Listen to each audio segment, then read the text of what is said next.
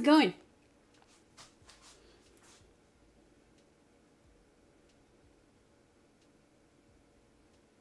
What's up, Spartan? What's up, Nihan?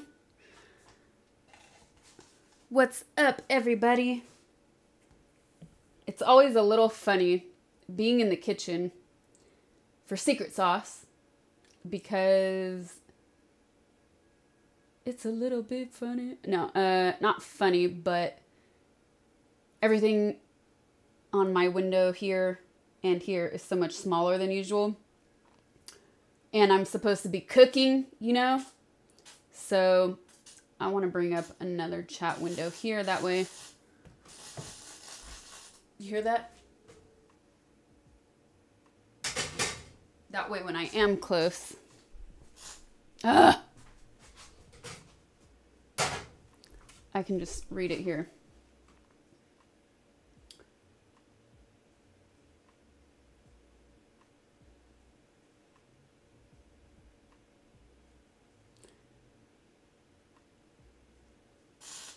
What the hell is that?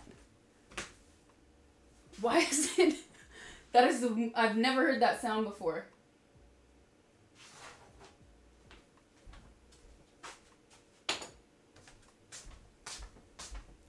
Do I ever do fan meetups? In which way? There's so many different ways you could do fan meetups, but in the past I used to go to a lot of conventions. I don't do that so much anymore. And then sometimes when I DJ, the club will organize a selected meet and greet, which I'm always down for. But now that I'm on Twitch, I'm sure that in the future, I'll probably end up doing other type of cons or conventions. For those of you that are like, she's a con artist now? What? No. And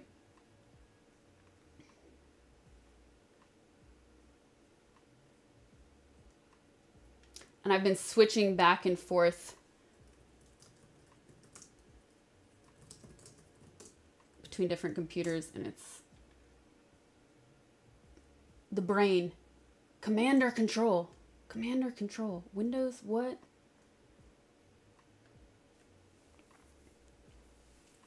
And why does the chat want to keep pausing? Did I recover from the Sasha-thon? Friday was crazy, you guys. I hope some of you caught it. If not, well, welcome to my stream. I was celebrating my 1-year anniversary on Twitch. And we went for 13 hours. We went for 13 hours. It is not Friday yet, so you know what that means. I only have tea right now, and I definitely felt a midday slump today. And before I went live, I said to myself, you gotta make a black tea at least. And it is evening now. We're way past midday. Thank you, Nihan. We're way past midday, but I was very busy today and didn't have a chance. And I resisted the urge. I did not stop for a coffee anywhere. So here we are. We're going to do secret sauce, you guys. Secret sauce, if you don't know, now you know. Secret sauce is where I cook for you guys. Ground control. So the first thing...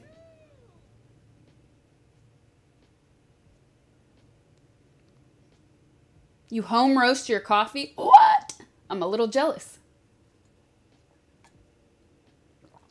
Oh, this is so good. And it's raining today. Yes.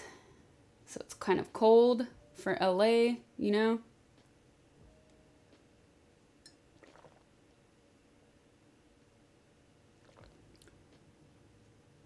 Two of you home roast your coffee? That's impressive. What's in the bottom right? The bottom right, if you're looking, hold on, I don't have enough monitors. If you're looking and that's the wrong one. That's the wrong screen. If you're looking totally the wrong direction here. Damn it. When will I ever get used to this? If you're looking at this little window, that's not there, but here, right there, that little window, Jesus. That is my food cam. See? So, sometimes when I chop ingredients, I have this camera here so you guys can get a sort of close-up of what I'm doing. And then when the food is usually done, I show it to you guys here. And now that cable moved. It's out? No, it's not out.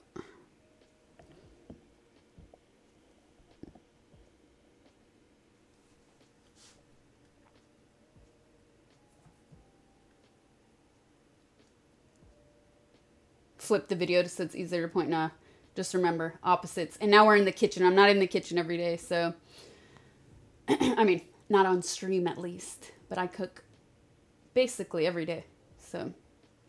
Yes, I do have really good mods. Thank you for recognizing them. Shout out. Friday was insane, you guys. We went 13 hours, started just chatting, tried to go in some games, had a bit of a fail moment, which I'm still working on. It's day 5, and I still can't figure out the problem. I've talked to 2 technicians and official support, and nobody can figure out what the problem is. So, next step is just trying a completely new device to get the switch to actually work.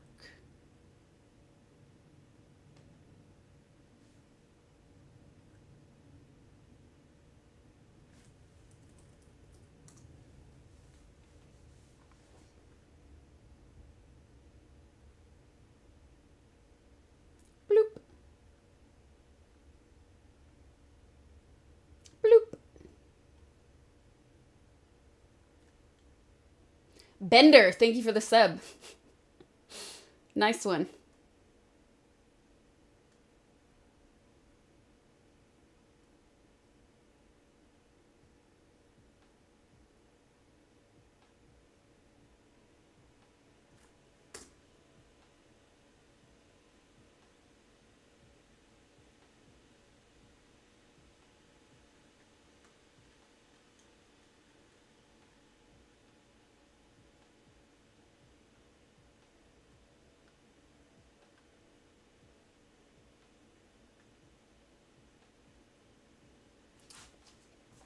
I do like Indian food. I must confess that I have never made Indian food. No, I haven't. Well, actually, funny you should ask, because tonight on Secret Sauce, I am making ghee. And I know it's not a food, it's not a meal, but it's an essential in Indian cuisine.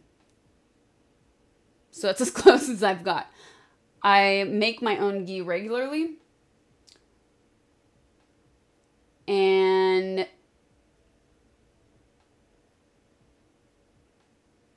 one doesn't just make Indian food. One has Indian friends with Indian parents. Also that, right? No. Yeah, so I've never actually attempted Indian food. I feel like Indian food, I mean, I love curry. So I've definitely made my own versions of things, but never a proper Indian dish. But I am making ghee today, so there you go.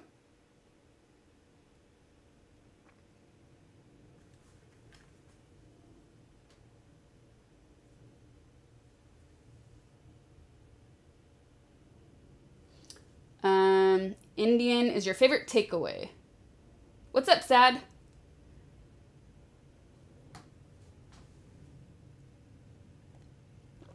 Do I prefer curry ramen or pork-based ramen? I prefer, when it comes to ramen, definitely a pork or miso base.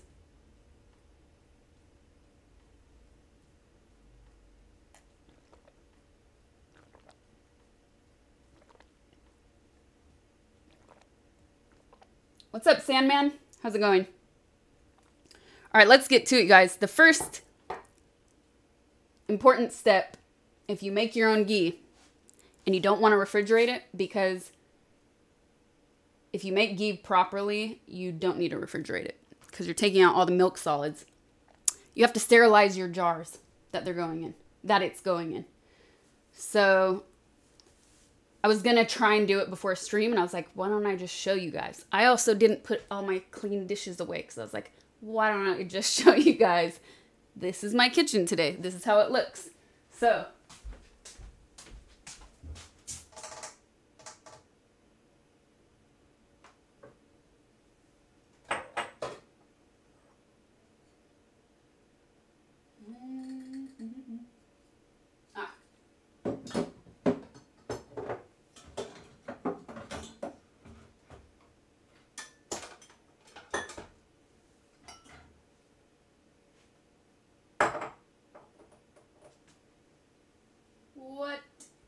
where is this it? No.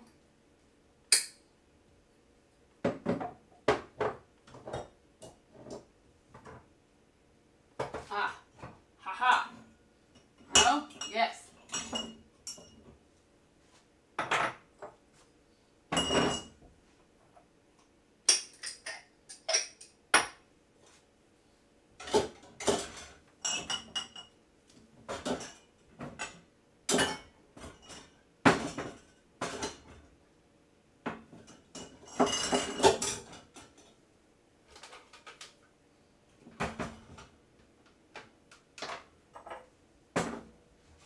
My cupboards are at a really weird angle, so I had to get these shelves so I could stack stuff up properly.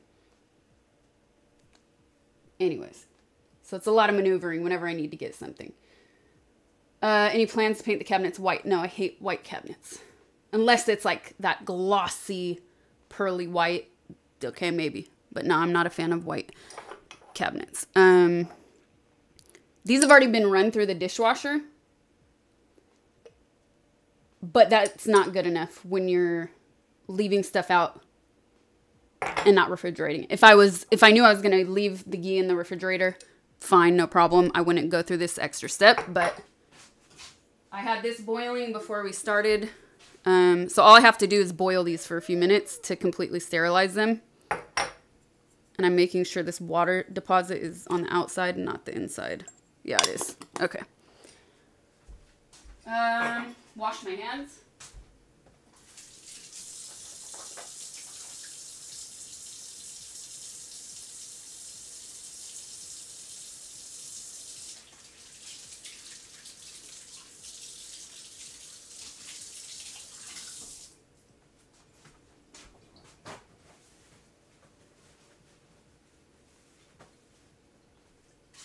So that should be back boiling in a second.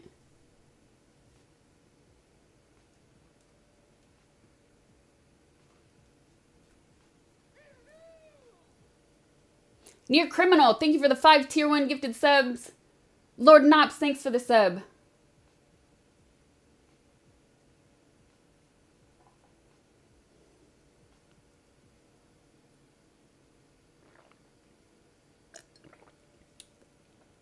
What's up, Tariq? How's it going? Hi, Allison. What's up, KJ?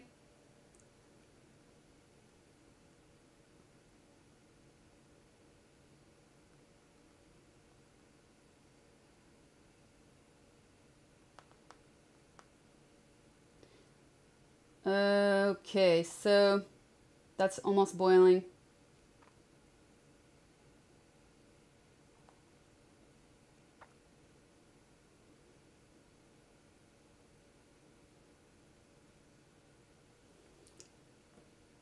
You're already lost in the upside down. Ghee does last for a very long time. I use it really on almost everything. Some things though, because it has such a strong flavor, especially when you make it yourself, I'll end up using olive oil or extra virgin olive oil or another kind of oil But generally speaking, I use it like even on, in place of butter, I'll use it on toast in the mornings if I eat toast. Roasted vegetables, everything. Chicken, when I do my chickens, instead of butter, psh, psh, psh, psh.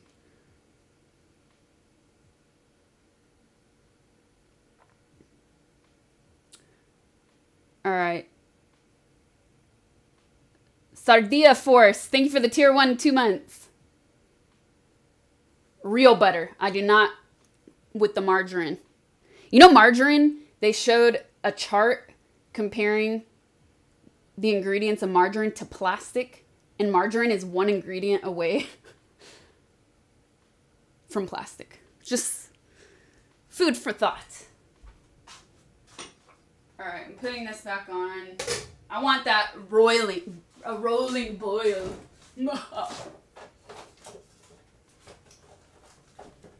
Oh, look. Here you go. I only have this one in the fridge. Let me get my camera up. I only had this one in the fridge. This is the last of the very last ghee I made, because the last time I cooked with it, I left the lid open for too long, and I was in this area and some water splashed in it. So I was like, I knew I should have closed the lid. So just to be safe, I put it in the fridge. But that's gone. I don't even know why I still had that in the fridge at all. It smells so good though. I was probably like, I can get one more scoop out of it. So whenever I make it, like I said, I use these 2 jars. So it fills this plus some of this. And I had to buy new rings because I made the mistake of forgetting that last time. And I was reusing a glass jar that I'd used for homemade sauerkraut. And you cannot get the smell out of the plastic ring.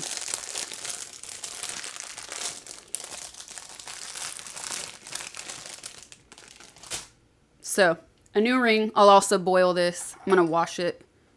That fits.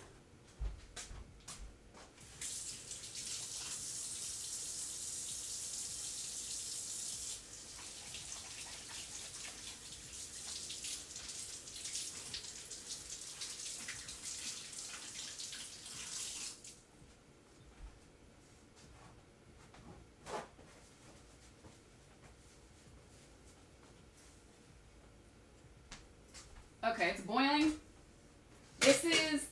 I'm not one of those people that cans their food either. So, like when I do meal prep, I usually put it in Ziploc containers that go in the freezer. I don't do actual canning. This is the closest I get to it, and I hate this step because I don't have the canning tools for throwing stuff in a boiling hot pot of water. Actually, I'm going to put these in last. This one first, since it's the biggest. So, this is not a good technique. Where's my... I need the big ones. So, this is my technique. I just hold it on the bottom with a ladle. Because that part where it takes all the water and sinks can splash back at you, and that's not fun. So the smaller ones, it's easier because they don't weigh as much. Okay. Lids. Ring.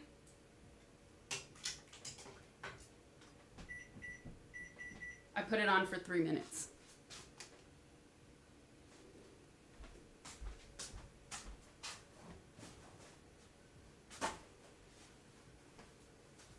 And then even the utensils that I use, I don't put them even on the countertop.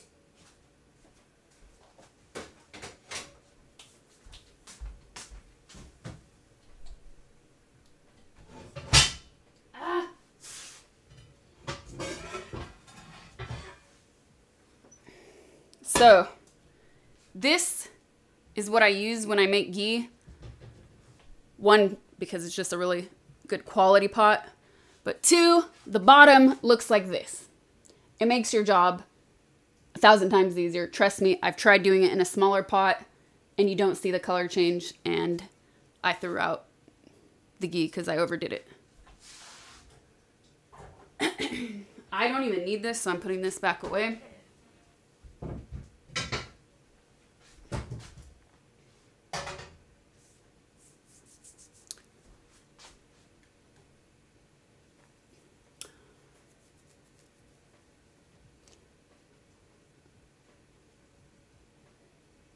It is an expensive pot, but I got it at a discount store. What?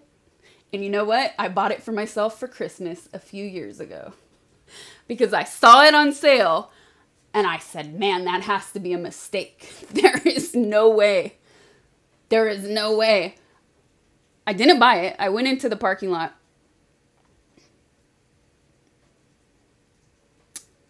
And I said, that's too good to pass up. And I went back inside and I bought it. I said, hey, that's my Christmas present to myself. Yoshi1G, thank you for the tier 2 sub. And Galathar17, thanks for the tier 1. Thanks so much, you guys. We're doing secret sauce today. These are my cooking streams.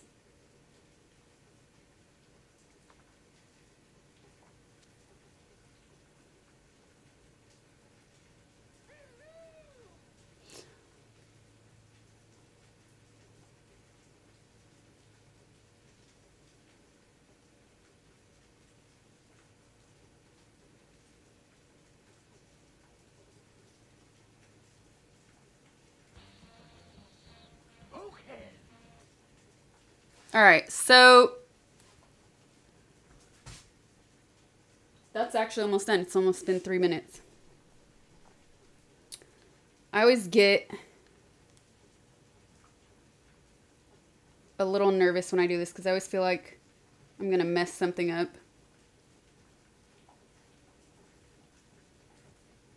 And the very first time I made it, yes, I like this, ladies. The very first time I made it, I did this process where I scooped out the milk. So basically what happens, you guys will kind of see, when the butter is melting down, all the milk solids start to bubble and float to the top. And a lot of things I read said to scoop them out and toss them to the side. But I felt like that was a sort of unnecessary step. And I don't think I've done that the last few times. So I'm just rewatching. Yeah, I did not. I remember.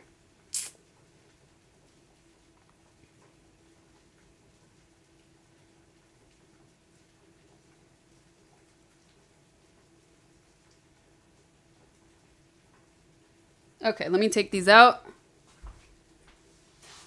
This part is even worse than the jars going in.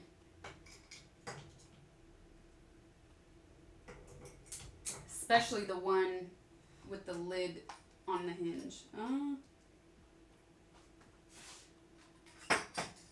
And since you're boiling them, you don't want any water in the jars if you plan on leaving it out on your counter instead of the fridge. So I try to, when I take them out, I put it on a paper towel, or if I had a clean kitchen towel, I do that. But I just like tip them over a few times to make sure most of the water is out. And with this one, with one of them, I could put it in the microwave because that's another process to disinfect. I could put it in the microwave to sort of dry out some of that excess water, but with the other one I can't since there's metal on it.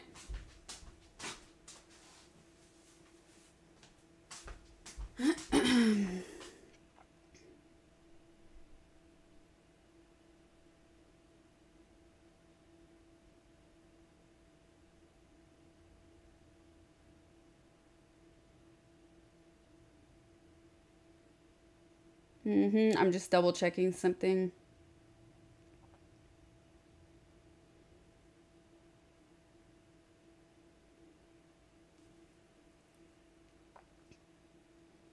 Okay.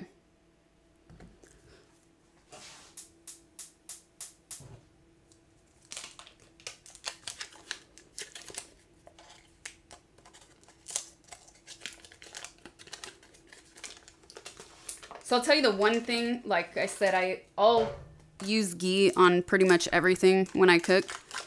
The one thing I don't love it on is when I roast bell peppers.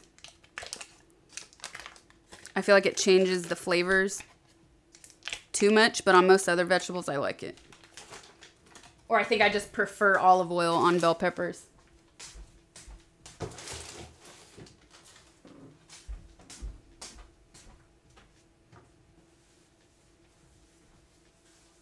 And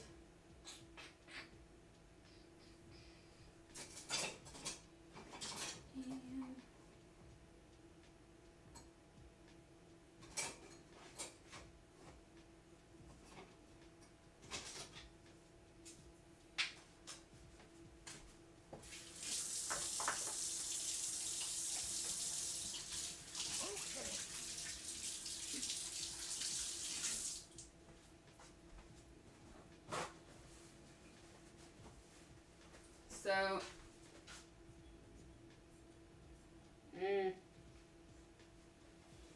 the jar is still kind of hot, but enough that I can, I mean, not hot enough that I can't touch it completely, so. That one, yes.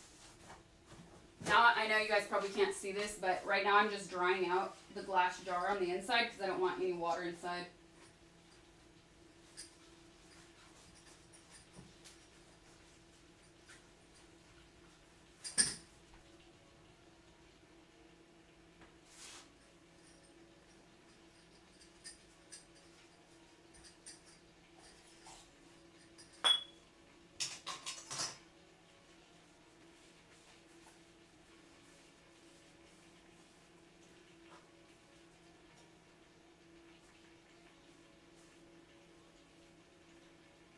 I'm also drawing the rubber ring.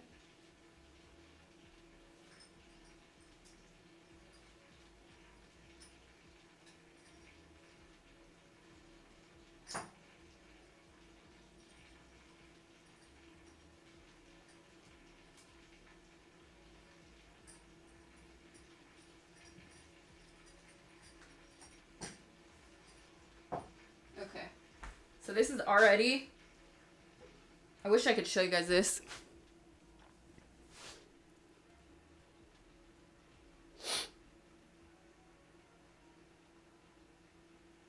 I'm sorry to hear about your friend. I hope he gets better. You're watching this on your TV?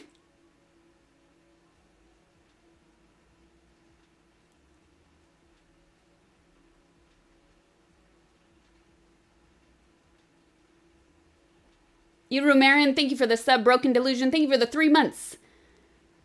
X Young God 19, thank you for the tier 1. Thanks for the support, you guys. All right, let me move that out the way. That's ugly.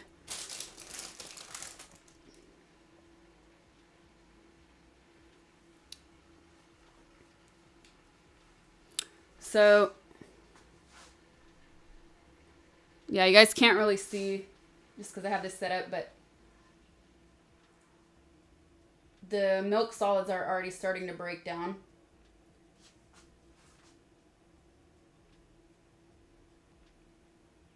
And since I'm always paranoid that my stove won't cook evenly, and you don't want to have the temperature up that high either, because then it will burn really quickly, I just kind of stir the butter sticks around to try and get it all melted evenly.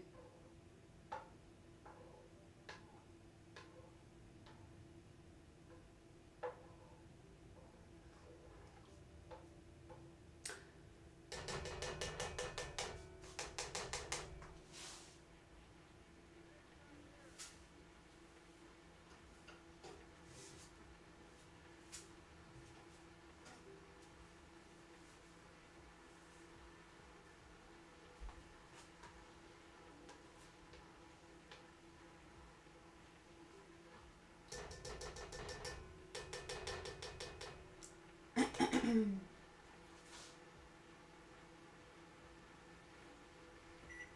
kind of curious how long this is going to take. And every time I make it, I forget to time the process. But I always mean to because, you know, everybody's stove is different. Everybody's pots and pans are different. So I'd like to get a better idea of how long it takes on my specific stove with this pan, with this pot. So now the white, I'm going to take a picture and then I'll post it like on Discord or something later. But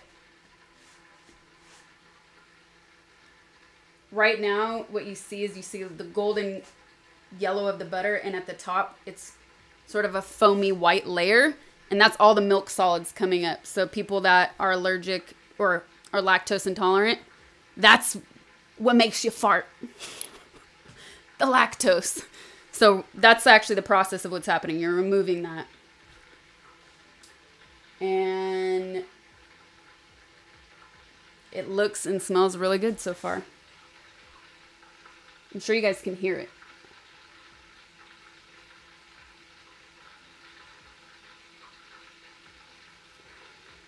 Ooh, what alert was it? Because I have...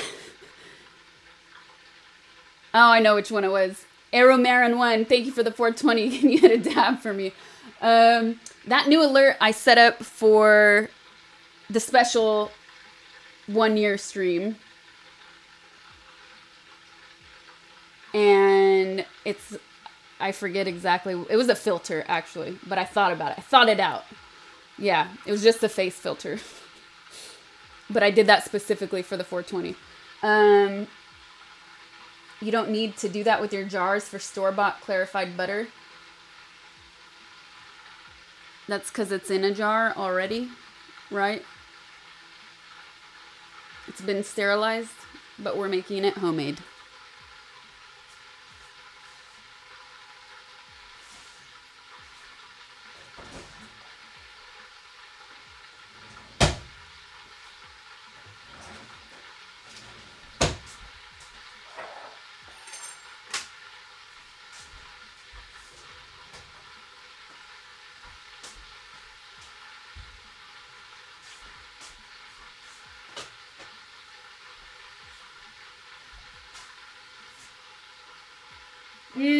Smells so good.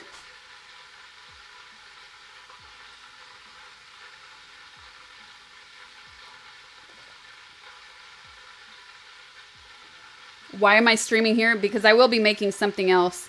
I should turn that off until we get to that. This is like my food cam, my cutting board cam, or my trash cam, depending on what I'm doing usually. But right now we're just doing ghee to start out with.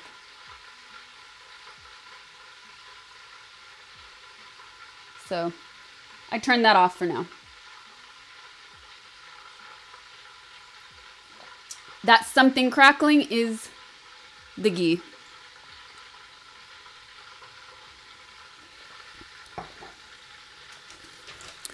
The other thing I wanted to try to make, because I've never done this,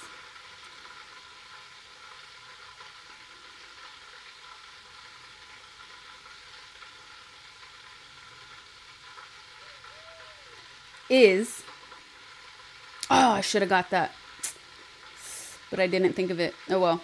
I want to try a cauliflower leek soup.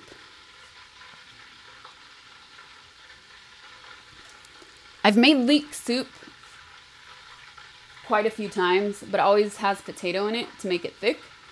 So I searched for something where I did not have to use potato. So this is a new one. This is an experiment for me. Do you ever bake your own bread? I don't. I know there's a few people in chat that do, though. I did with my family when I was a kid a couple times. And it always tasted too homemade. Like the oven can never get hot enough. I don't know what it was, but... Or you taste the yeast too much. Yes, somebody... The Iramaran asked for that.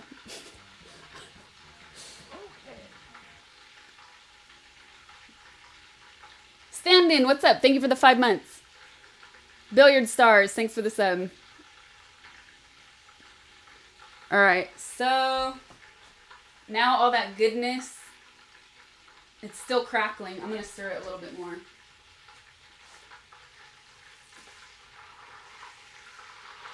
You already can see.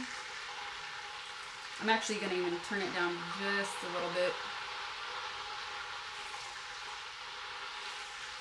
At the bottom of the pan, it's already starting to brown, which means all the milk solids that came up are now floating to the bottom. And that's what you strain out before you put it in the jars.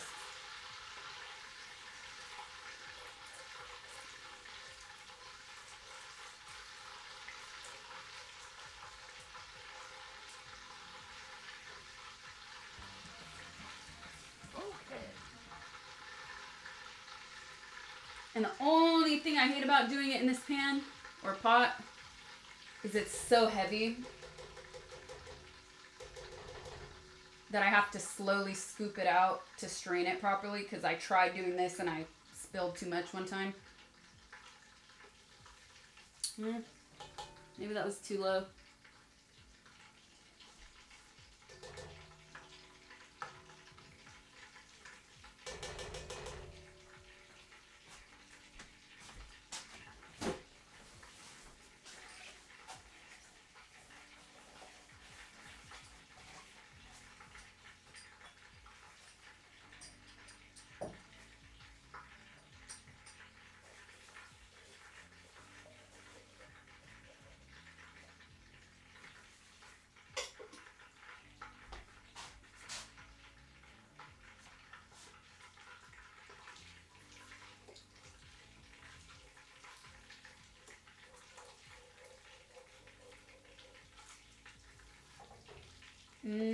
It looks and smells so good. And this is the other thing. When you make your own ghee, it looks and smells nothing like the kind you buy at the store. The kind you buy at the store still has a really similar color to butter. When you make it at home, it's much more of a dark golden color. And you can even, like, I watched this video of this woman explaining it once, and she was saying you can kind of overcook it and it's still good to eat, but I don't know how I feel about that. I feel like it's all taste dependent.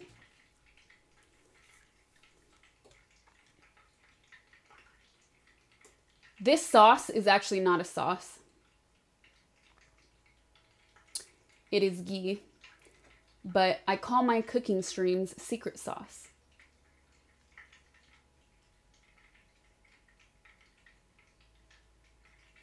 And that is because every good chef keeps something in their recipe a secret. They don't give it all away. You know what I mean? Jay Quilla, what's up? Thank you for the tier 1 7 months. Quillia. So, what is ghee used for? Ghee is very similar to clarified butter. They're one step removed from each other. It's traditionally used in Indian food. So it's definitely a different flavor than regular butter. But what you're doing when you're making it is you're getting rid of the milk solids. So you can really use it on everything. I was telling chat at the beginning that I use it on almost everything. So you can kind of, I wouldn't say in extreme amounts, obviously, but you can in smaller amounts use it to replace butter. So for instance, when I bake a chicken, instead of putting butter on it, I put ghee on it. When I roast vegetables, I put ghee on the vegetables instead of any kind of oil. You can put it on toast. I've put it on my toast. I love it on my toast. It tastes way better than butter. Unless you're talking about French butter, then we're getting into some competitive territory. But you can really use it for a lot of different things. It's become really popular recently for people that are on the keto diet. I don't do that.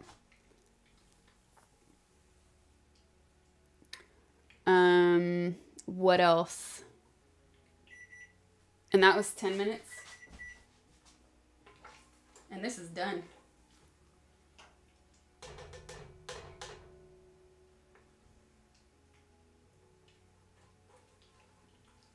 Is it though? I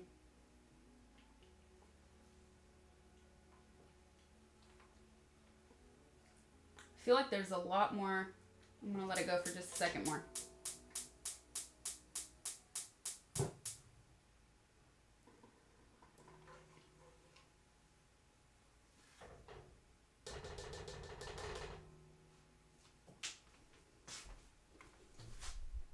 Is it supposed to be healthier? In some ways, yes, you could say it is healthier than butter.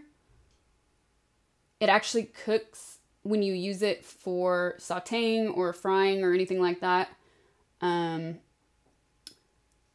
actually, like avocado oil, I was telling chat before, avocado oil gets much more hot than, say, an olive oil. So it gets more hot than a butter will. So it cooks at a higher temperature.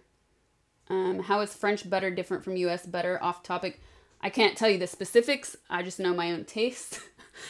But I do believe that, if I remember correctly, there is a difference in the process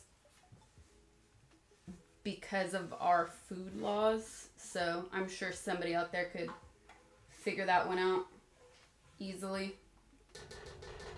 But French butter is just to die for. French cows are fancier.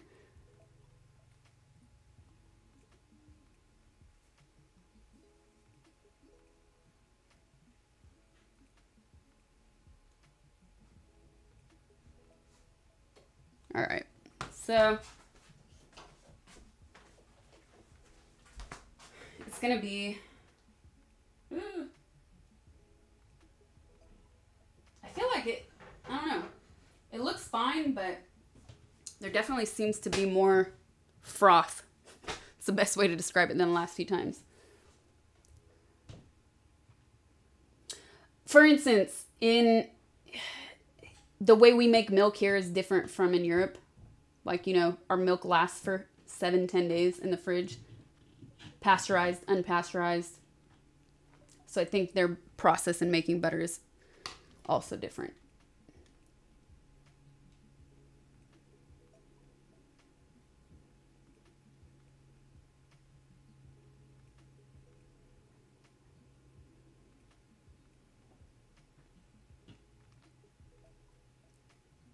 Real Rika, thank you for the sub. What's up? So I'm going to let that sit for a minute while I take out the ingredients for the soup. It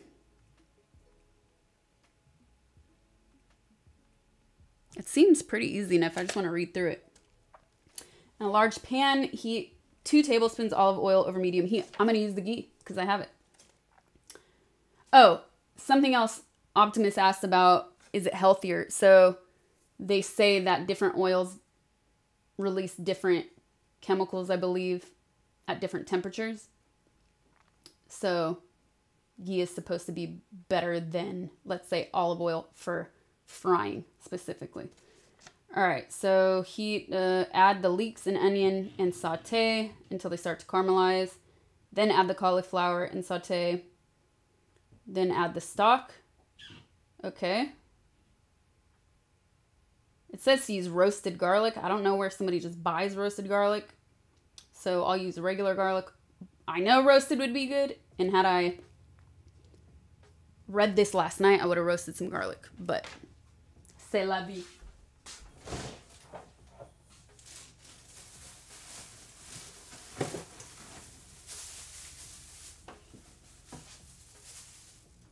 So this recipe says,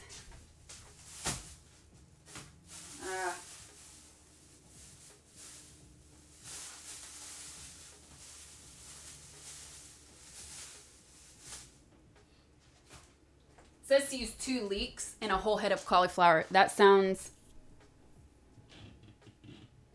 like the wrong ratio. So I'm definitely going to change it. I'm going to use 4 leeks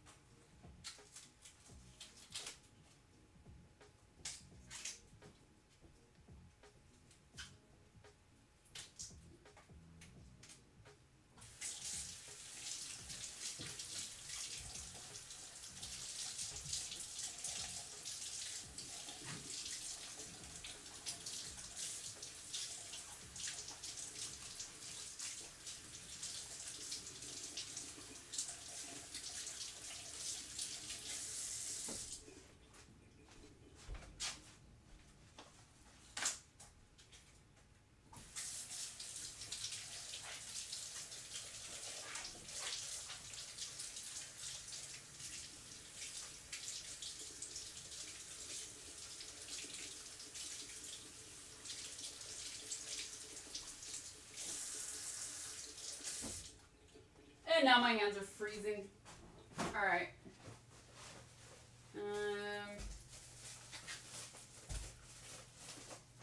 Ooh, you know what I've always wanted to try because I had this at a restaurant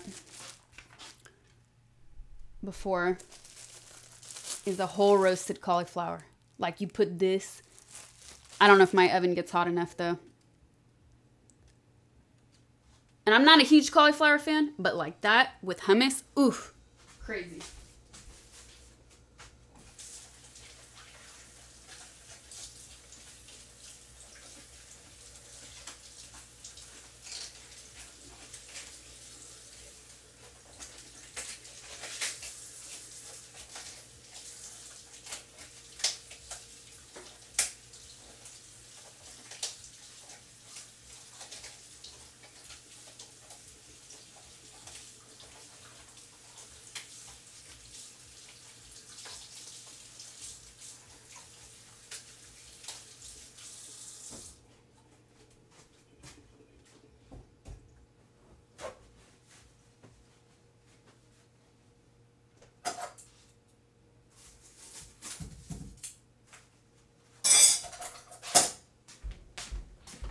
Okay, now we can, I feel like this has been sitting long enough. So I'll try to use this to strain it. But the problem with that is you have to be really, I'm going to have to use this with a spoon. And it's going to take me forever.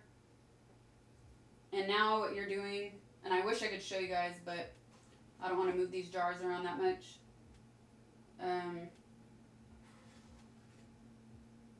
Basically at the bottom of this pot are all the brown milk solids. And so as you scoop out the liquid, you're getting rid of that stuff. And it's not going in your jar.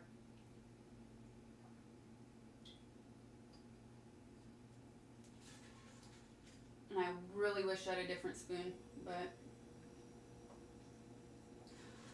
Oh, I have used ghee on popcorn.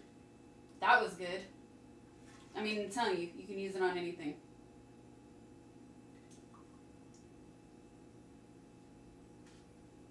So this is definitely a little darker than the last one I made, but it's not burnt, so that's all that matters. I should have taken it off the first time I turned the heat off. That was probably perfect, but I was a little bit paranoid, so I didn't. But it's okay, it's not ruined. It's just gonna have an even more strong flavor than it already does.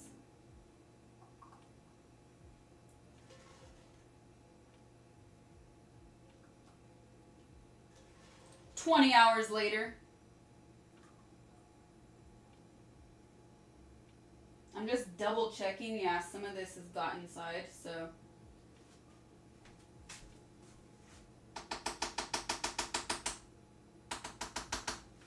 I will,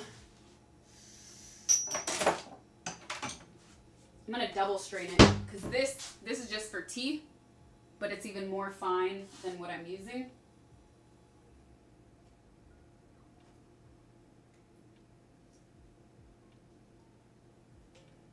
So actually what I could do,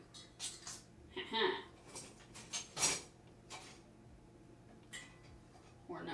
Yes, so I propped up that one. I'm going to double strain it now. And now that I have that hand free, I can get more liquid. Yes, more liquid. More ghee. Yum. Maybe too much. Yes, much better. Much better. Can it handle two? Can my prop handle two? Ooh. Yes, it can. New techniques, you guys. Here, now I can show you that. Actually.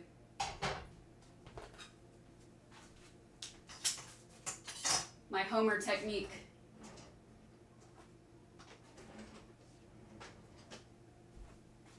No loud movements. No loud noises to get it to topple over. Okay. So, all I've done, this needs to come closer. I've propped up the first strainer, which is really something you use for frying food, but I use it for this.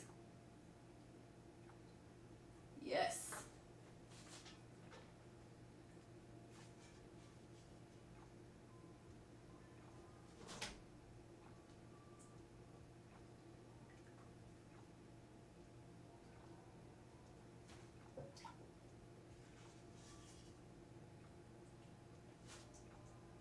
So if I did this, if this was perfect, what you would have right now, my milk solids are actually black. They're no longer brown. Not all of them, but more than half of it. So you can actually save those if you eat lactose and use them as like a crumble, which I've also done. It was super good. So that's basically full. And now,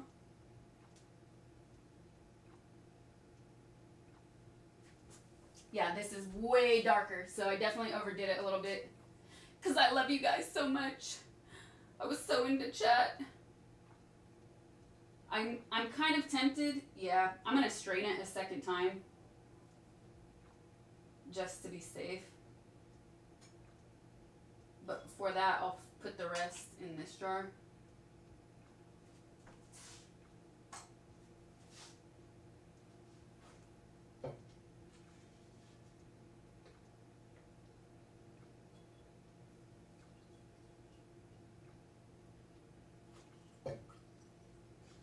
Oh yeah, that's why.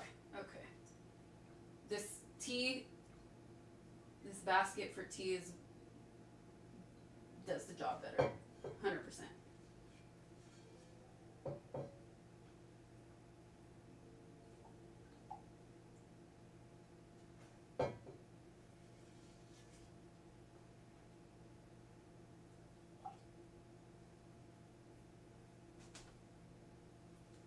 Ooh, it looked like honey for a second.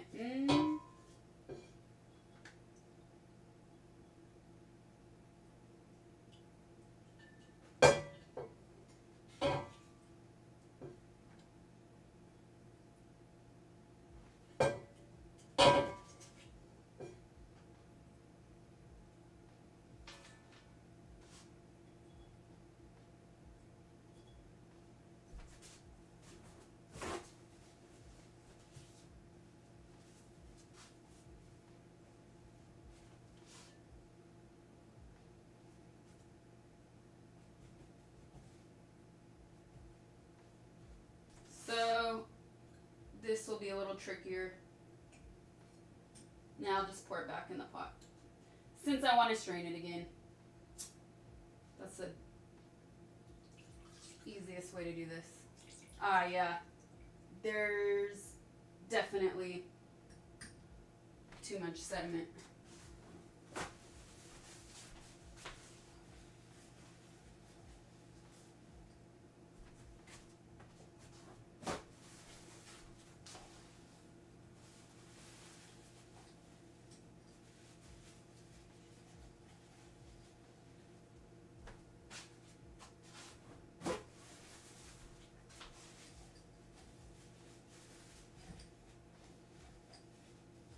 Take two. Take two.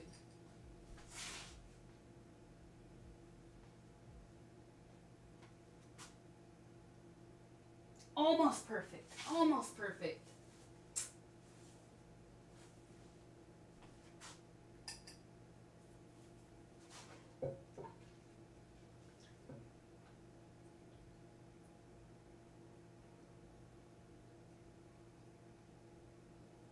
Ooh, much better. I need a giant syringe to just get this out.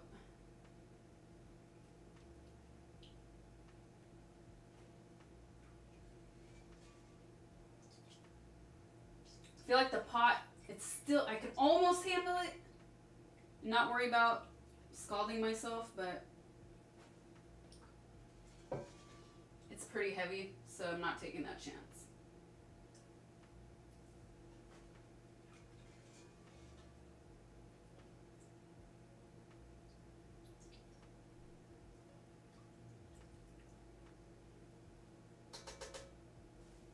And now, yes. Ooh.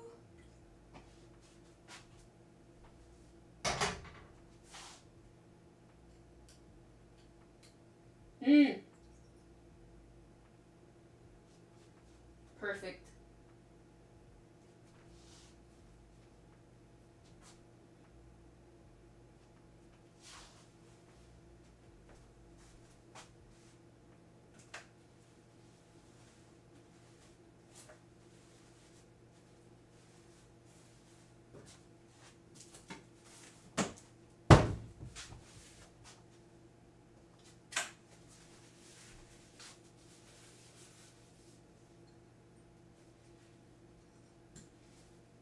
So now, because it's still really hot, it's a liquid. But usually, overnight, it will turn into a solid. And I kind of want to strain it one more time. I might. Yeah, I probably will, but not now.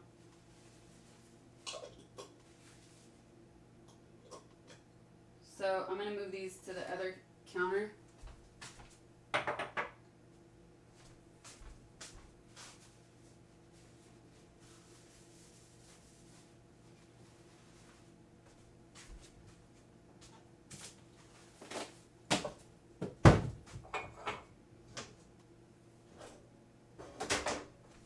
Haha, now we get to use this again.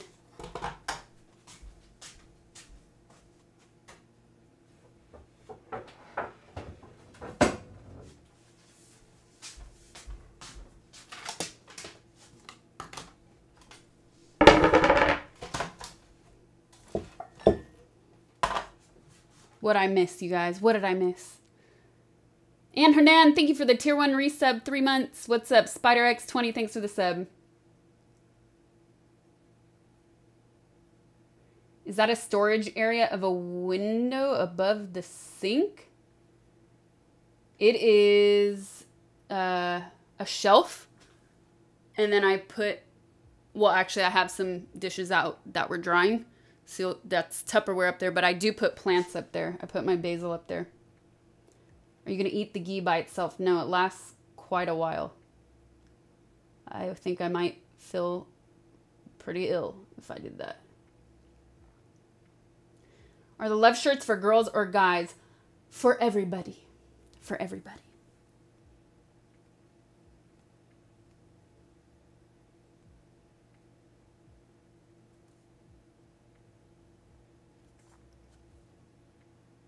I missed your masterful ghee puns. All right, let me see if this works here. I need to figure out a better solution for the cooking stream chat window. So for now, I'm going to just move this here a little bit more. Do I always cook? Yes, I do. On stream, no. But in real life, yes. I cook almost every day. I took a picture and forgot to post it because I wasn't impressed with it. So I was like, I'm not going to turn up the music a little bit. I'm not going to post it. I actually had pizza Sunday.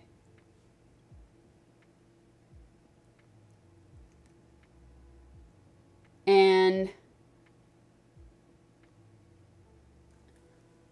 I was disappointed. What do I say? This is why I love cooking, because I'm always a little bit disappointed when I go out to eat. And Sunday, all day long, Sunday and Saturday, I was troubleshooting to figure out what that crackling sound was with my Nintendo Switch on Friday. And I was so tired at the end of the day. I was like, you know what? I'm ordering a pizza. Don't care. I earned it.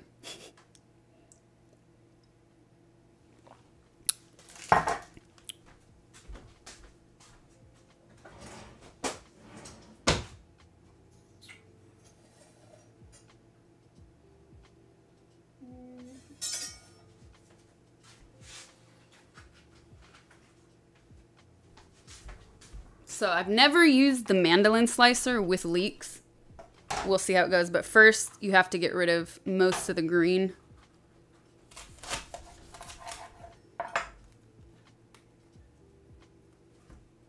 Yeah, that's good.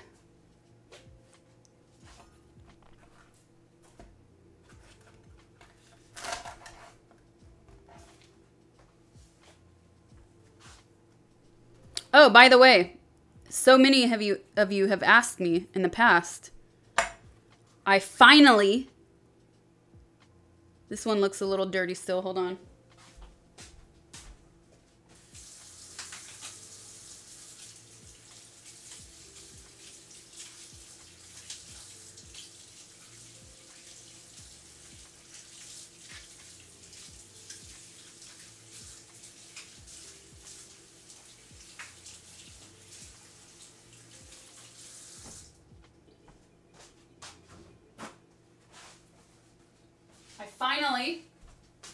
I didn't forget.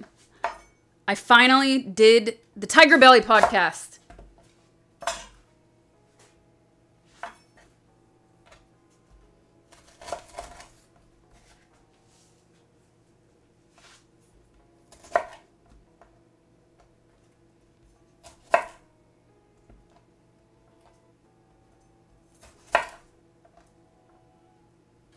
You have a scar from a mandolin? Ooh.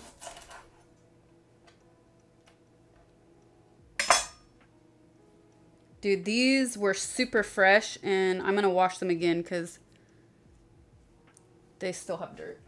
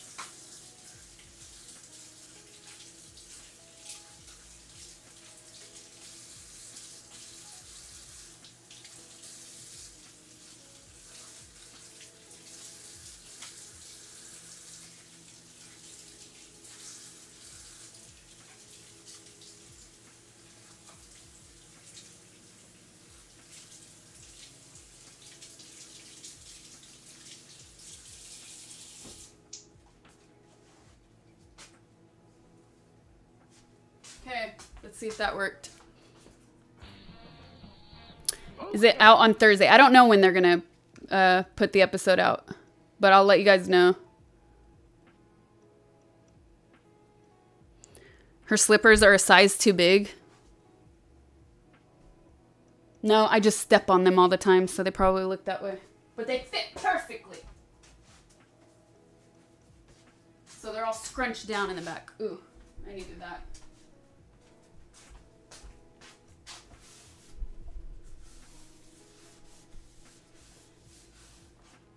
So I might switch this to a knife in a second because, like I said, I've never sliced leeks on a mandolin.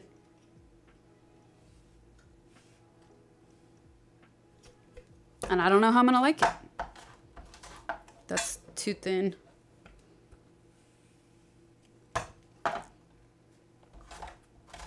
No, I don't like it. So I'll use it for the onions, though. Wait, what was the instructions? Yeah, it was this with the onions first, right? Right.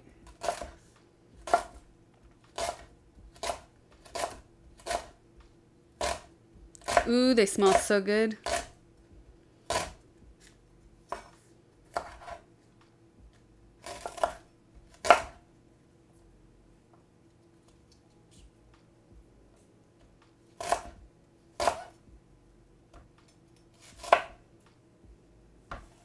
Actually.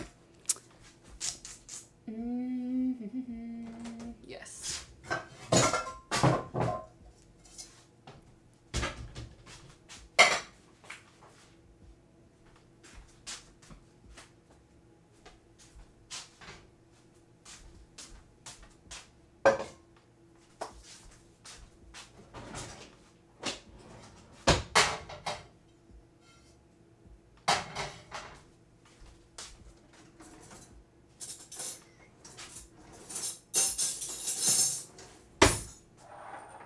So what did I say? It said use olive oil. I'm using the ghee I just made to saute this. What? I wish you guys could smell it.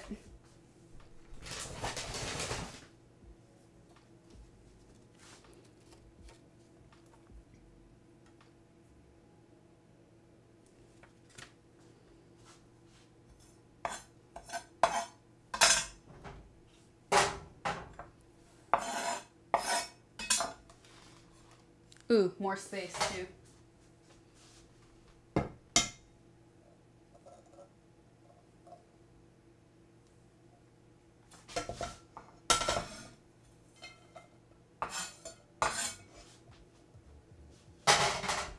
Yes.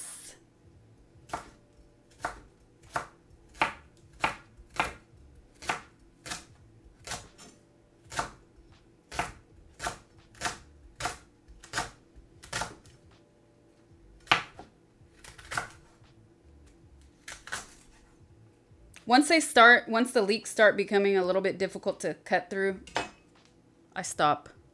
Move on to the next one, or I take the inside like this one.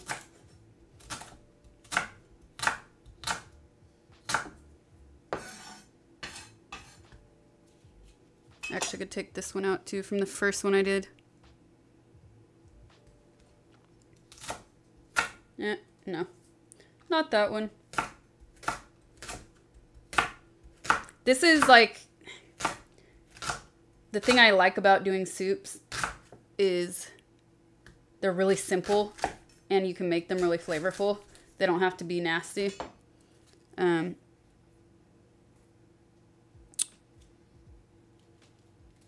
But the thing that I love is you don't have to chop up the vegetables perfectly because they get cooked and blended down anyways.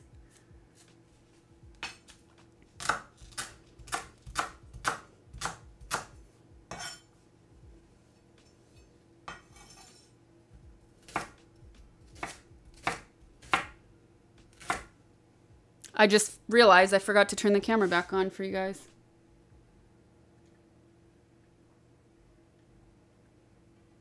Oh.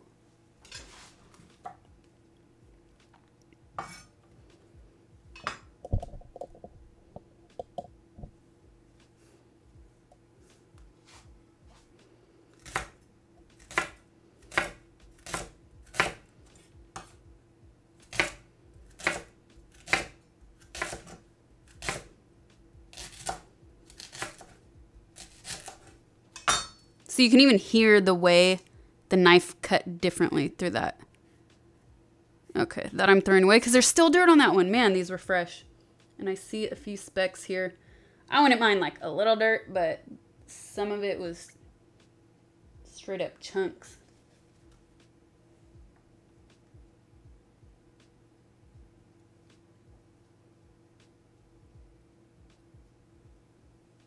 All right.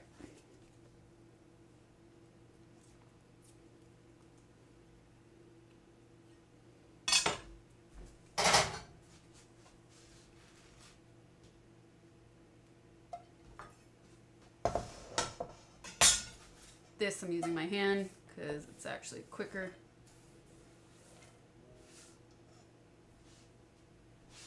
I need a trash can bowl. Okay. Trash can.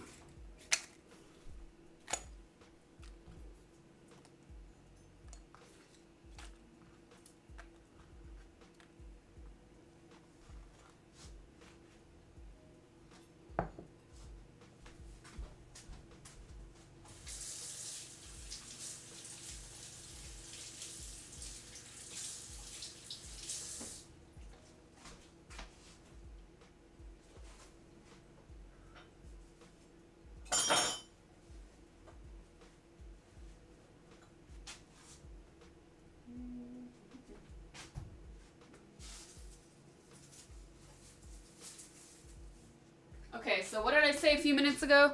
I love the thing that I also love about making soups is that you don't have to chop everything perfectly, right? Because it just gets blended anyways. Well, it's still important to have it chopped evenly, so it cooks evenly. But I will say, one of my favorite things is onions in general.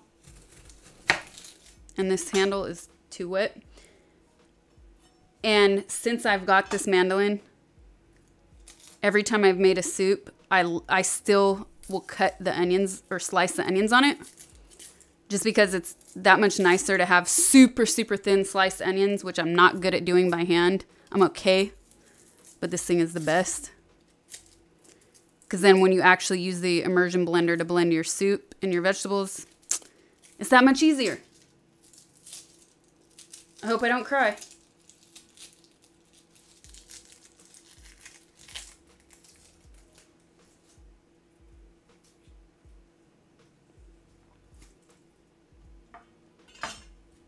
Now, what I usually do, since I've got this thing too, is I cut the onion in half because I usually only use half. But this one said, this recipe said a whole onion. Which I'll trust. I'll trust because I love onions.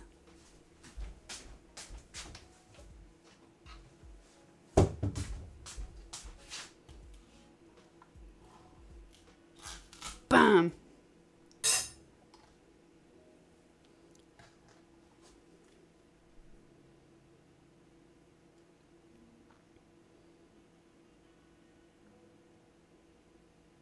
Viking Wizard Link, thank you for the tier 1.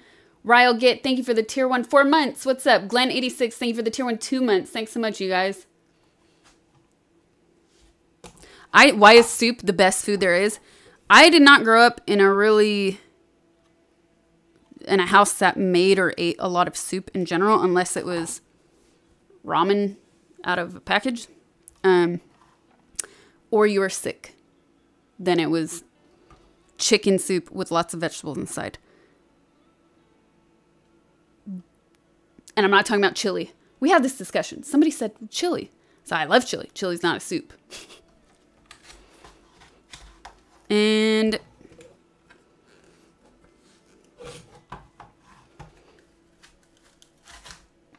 okay, I'm going to cut it in half. Follow your instinct, people.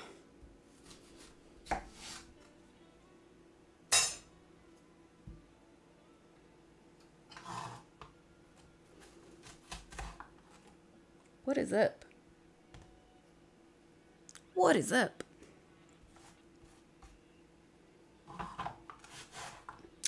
Ooh, I'm gonna cry. Dang. No. I would not call chili a soup. It's a chili.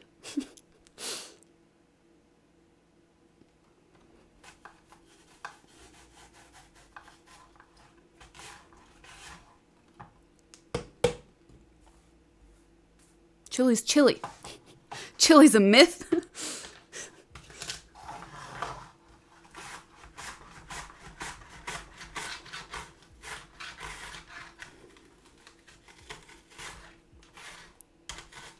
The one thing I want to ask a real expert about is what do restaurants that use a mandolin, what do they do with the end bits? Because you can never get the end of whatever you're slicing perfect.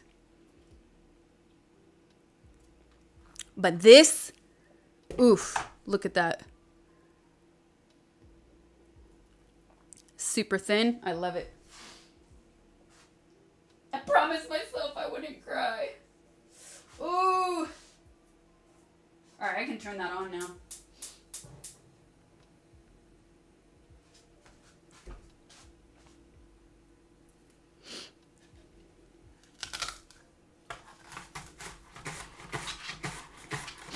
I love this thing.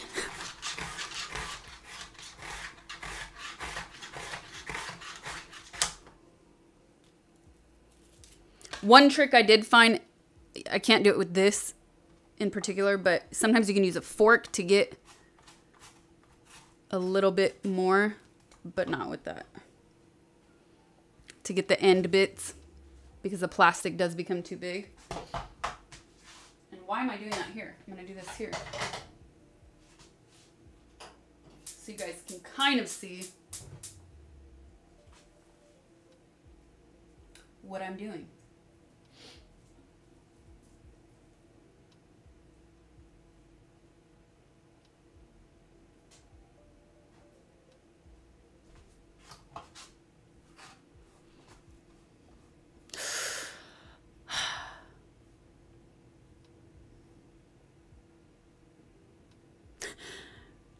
Chili hot means hot or chili meaning cold, but pepper is a chili, or is it hot because there's chili bean?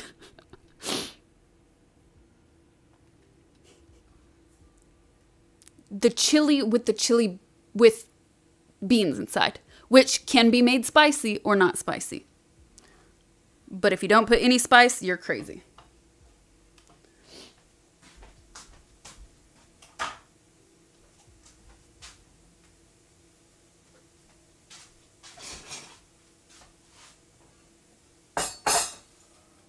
I actually could have used a bigger pan, but these onions will wilt down anyways, so.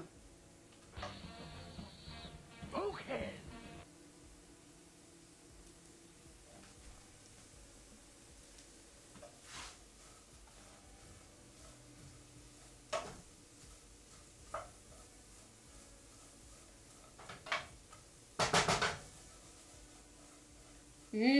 Smells good.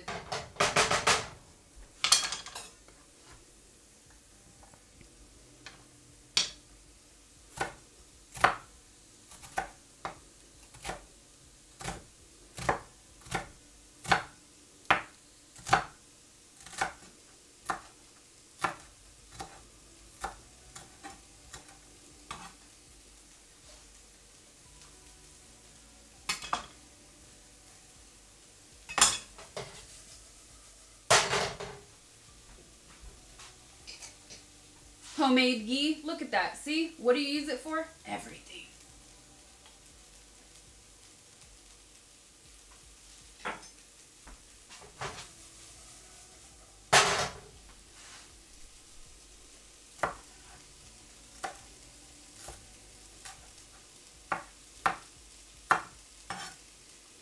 My nose is running from the onions.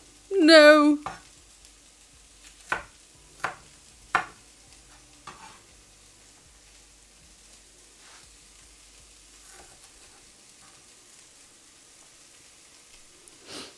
So as some of you know, I do a lot of meal prep in general, and it's super helpful because I will have weeks where I'm just busier than usual, and it helps me avoid going out to eat and making healthier choices, I find. But homemade food always just tastes so much better. So one of the things that I like to do is soup, because I can make a big pot of it and then just freeze it in individual containers. And then whenever I want it, boom. Oh, also, you see that big bowl? Boom, lentils. Prepping lentils. So I'm not doing those today because they're still soaking.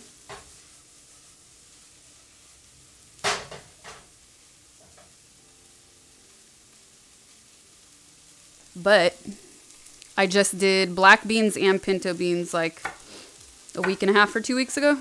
I forget. Week ago.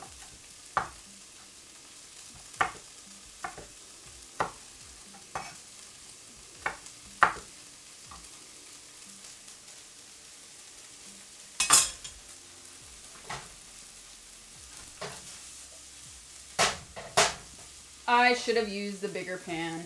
Damn it. And I think I'll switch.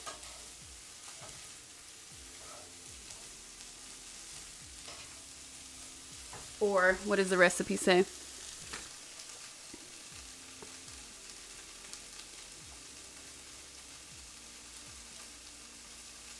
Oh yeah, no, I don't need to use a bigger pan. I can just put it in the pot.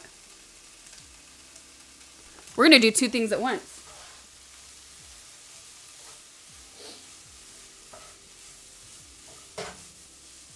Or rather, this might be done by the time I chop up the cauliflower.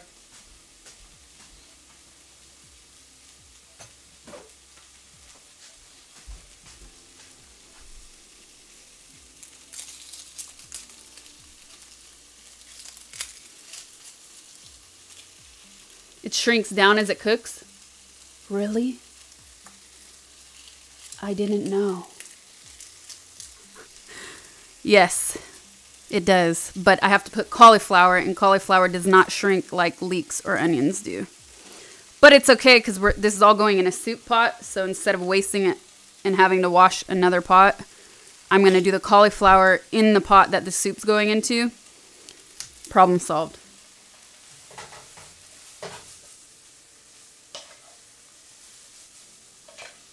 Mmm.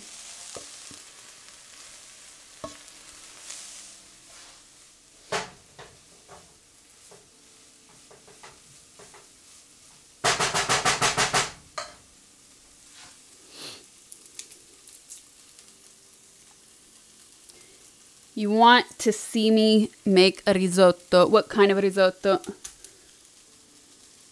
Where's the meat? Are you not a vegetarian? Or are you a vegetarian? I'm making this because I bought these leeks almost 2 weeks ago and they needed to be cooked. And I keep forgetting to make them because I've been doing so much food prep. So like, let's say I was making this or this was already done and I had some in the freezer. I would have this and then afterwards I would have fish or meat or whatever. But I would have this in place of a salad, for instance. And that's also why I brain fart. I would have this in place of a salad. Don't know where I was going with that. But anyways, there you go. Risotto Milanese. Truffle risotto. Truffle risotto is hard because you have to be really delicate with the ingredients because the truffle is the main flavor and it goes on top, right?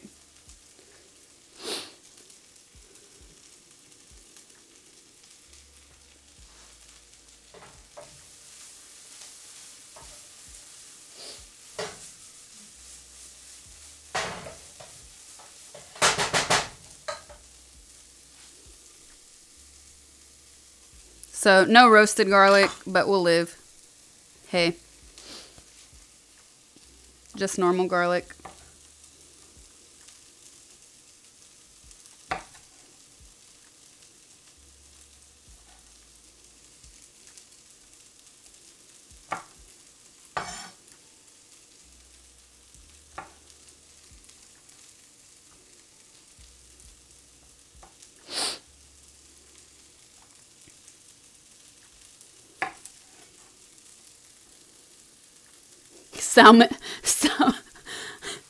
Salmonella has a cool name. Are you going to play League again? I played last week. I've been practicing. Don't worry.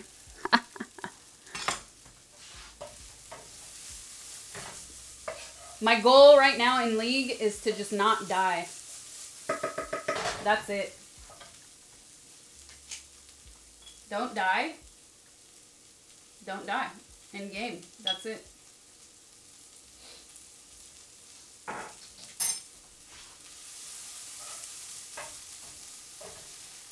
Am I self-taught for cooking?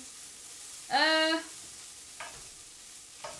would say the passion is definitely there because first my dad and then my mom. My mom didn't really start getting creative until, I have to be honest, if I really think about it, until she had more money. Probably because it meant she had less to stress. Well, I'm not going to say less to stress about, but you know, she was able to have that luxury. And with my dad, it was the thing that I always looked forward to was cooking with him. Because my parents divorced when I was a kid, so I knew when it was a weekend and I was going to my dad's, it meant good food was coming. But I would say in terms of branching out and learning new things, I did that on my own, yeah. All right, that's basically done. We need the cauliflower.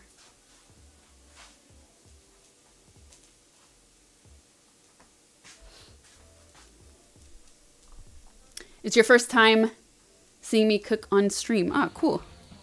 I did it Friday, too.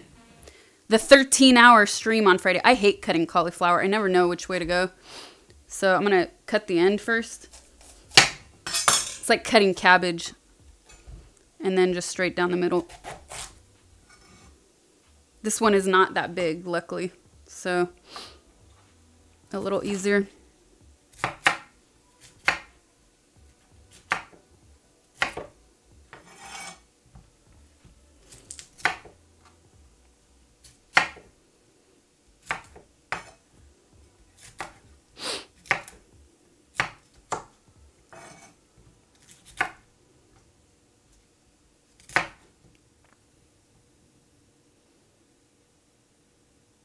You know people that can't boil an egg?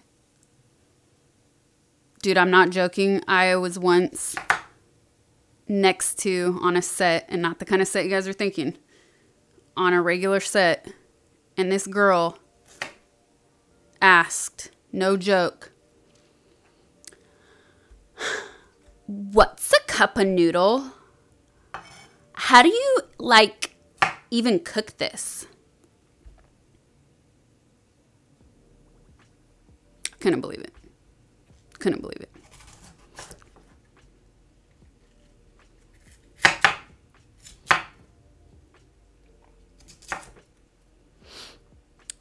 It's like, wow, who was your private chef growing up, lady?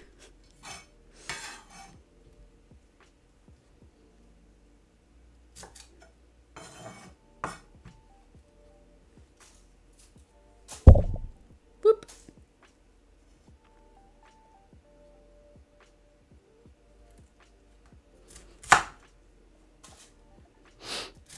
My nose is still running from those onions.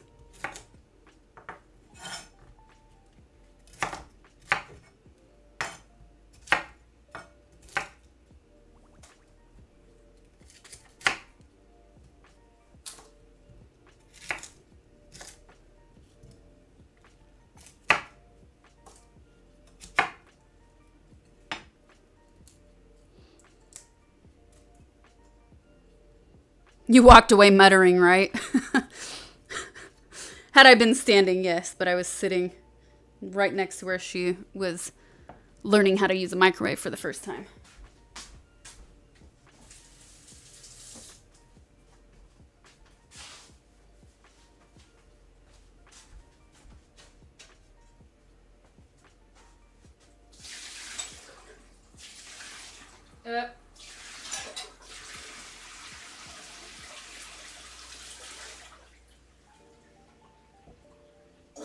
And I just spilled water on myself. Oh well. So, more ghee. Yay.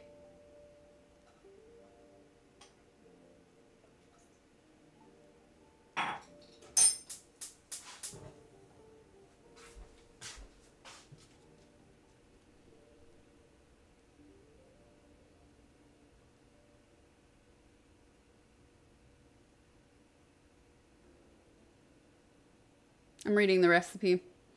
Where's the garlic? Ah, I see. Because it's already cooked and roasted in this recipe, they put it in at the end. So, since my garlic is not, I'm going to at least saute it before we put the liquid in. Ooh. Yes.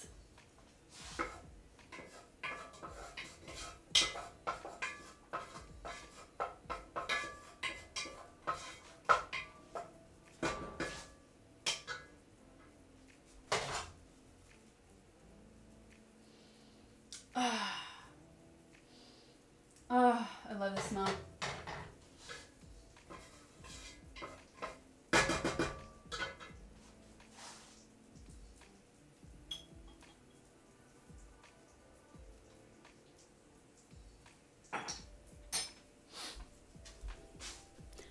Oh, I should update the category, right?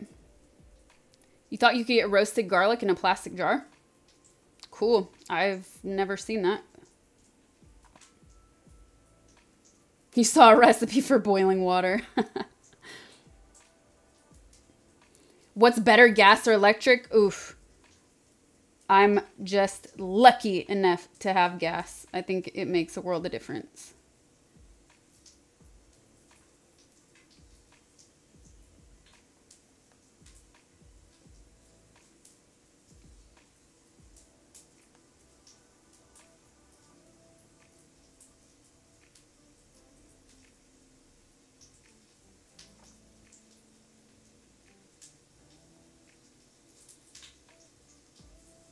Okay, updated mods. I updated the title, so if people keep asking, I put what we're cooking in the description.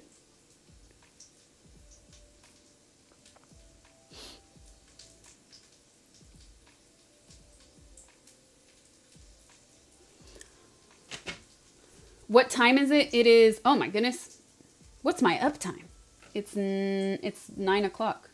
9 p.m.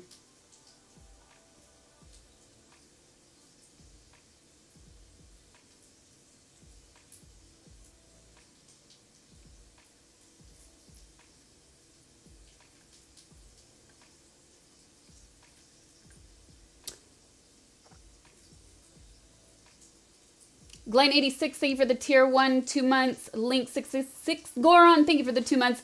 Mr. MW4, thank you for the tier 1, 6 months. Oh my goodness. Hank Hill says propane was the way to go.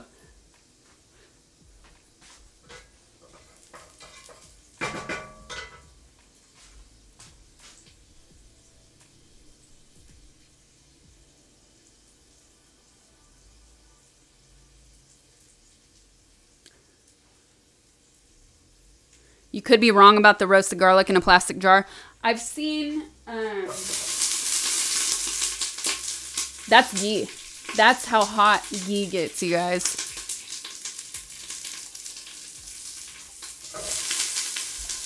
I've seen fermented garlic being sold, and I have bought that, but it's sometimes I like it. Depends what you're using it for, though. Because fermented garlic has a sort of sweet taste to it. So sometimes I like it. I would put it in this, actually. But for sure, roasted garlic would taste better in this particular recipe.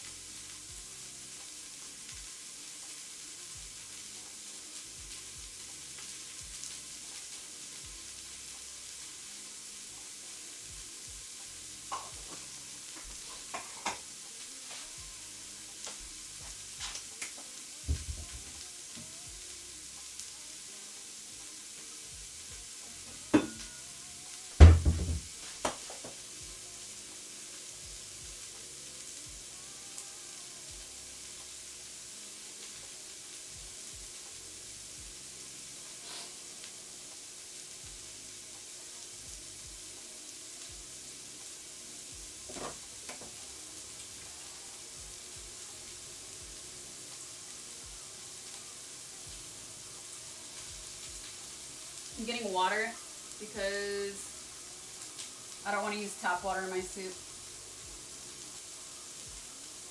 I know it gets boiled, blah, blah, blah, blah, but call it psychological.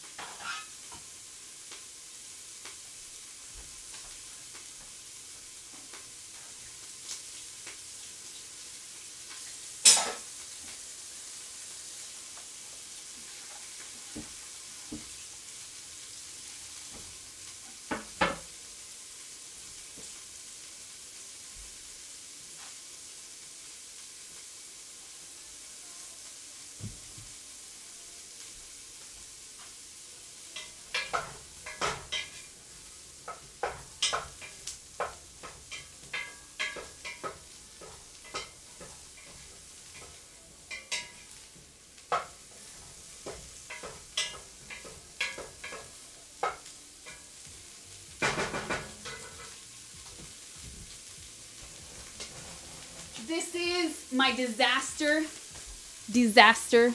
of a recipe book. BBC Quad X, thank you for the resub, 4 months. Chat, why don't you see if you have an available Twitch Prime? It doesn't auto-renew. You might be able to sub Sasha and join the Discord for BBC goodness. Aw, thank you, Quad. Brad, thank you for the bits. What's up?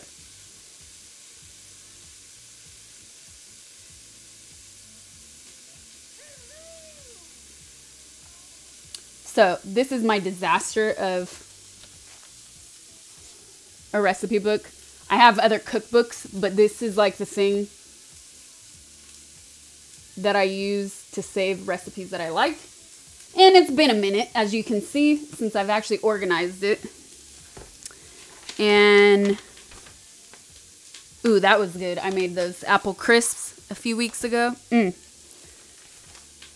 What am I looking for? I'm looking for something. Gravy, mom's style. That's one of them. Pecan pie, I still have. Beef and broccoli. Oh man, I gotta organize it. Skillet cornbread, because that's the only way to do it right.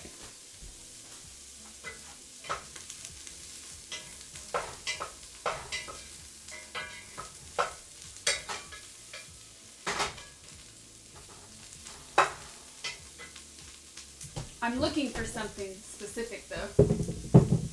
That's why I brought this out. I didn't bring it out to show you my terrible, unorganized, disorganized mess.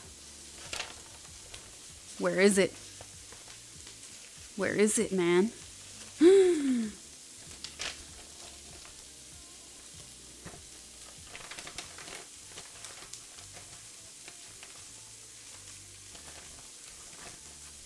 I have my mom's chili. Well,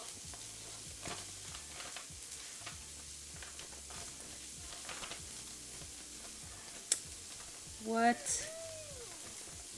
Oh, these were good. Salted chocolate chip tahini cookies. Yes, you put tahini in the chocolate chip cookies. That was good. All right, I don't think I have it, so I must have not printed it the last time I made it. Sometimes I'll, depending on what I'm doing, sometimes I don't print stuff. I just use my phone.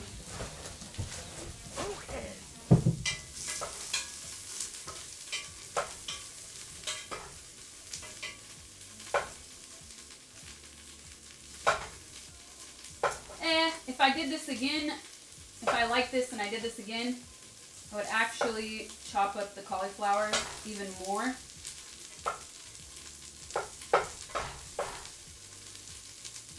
Just so that it's easier to brown. So I'm kind of cutting it with the spoon inside.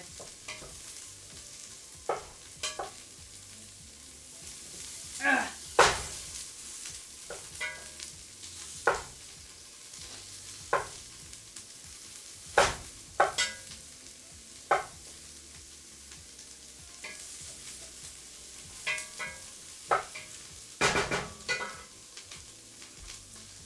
All right, so let me look up the other thing that I have in mind. I need some chapstick though.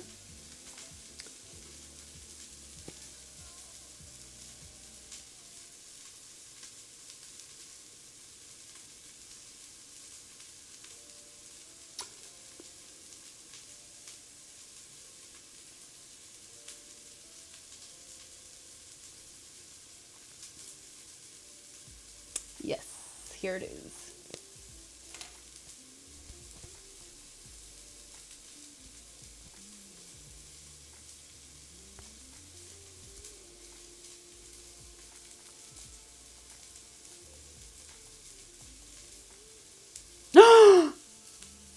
Oh, wait a second. Might have spoke too soon.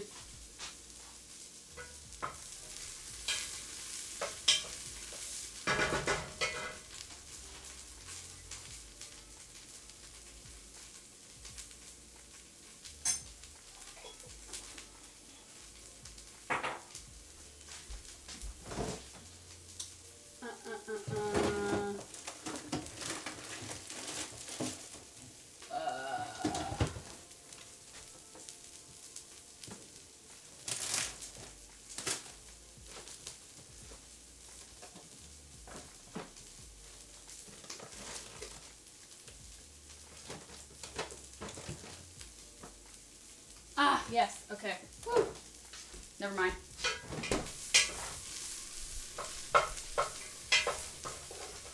Alright, that finally looks good. Finally looks brown enough.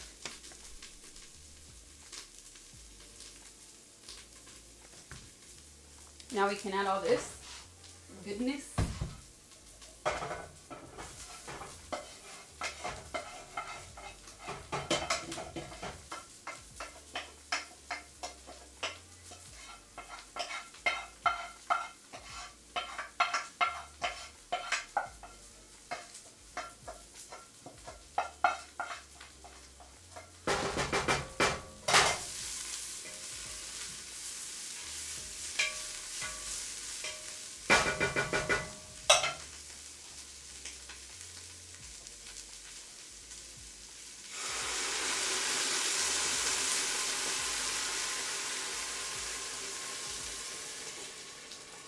Now, when whoever asked, did you teach yourself how to cook?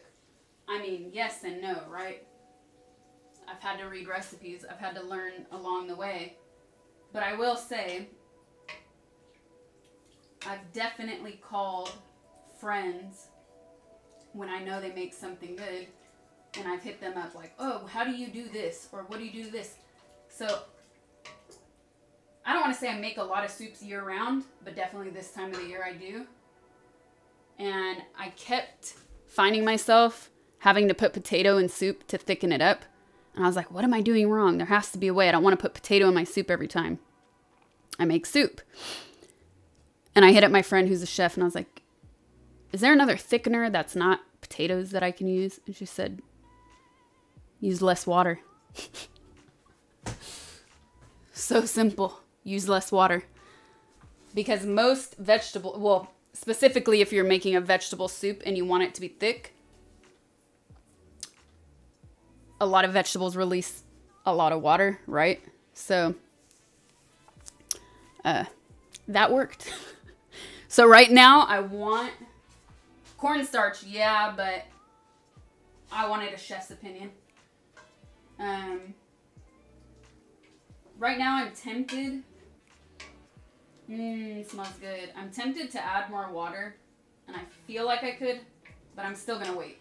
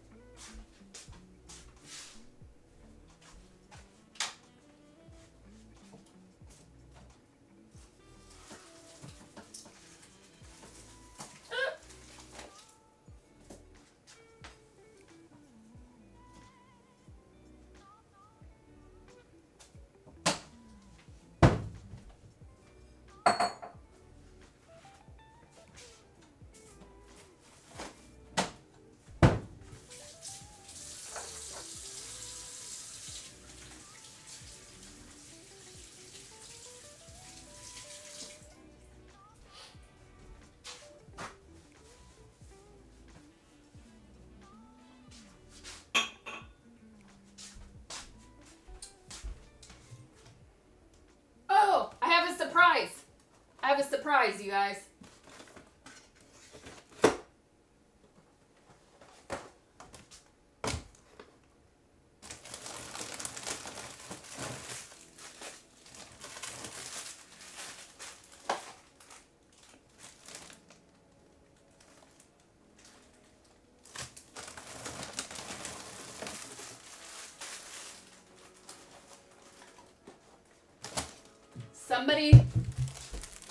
Somebody, I forget who specifically.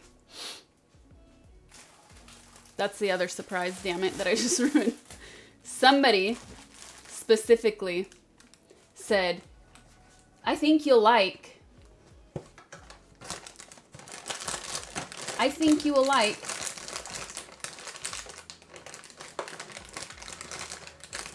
these,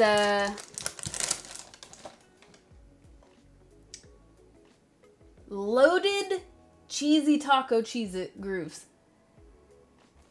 Okay, so we're gonna try.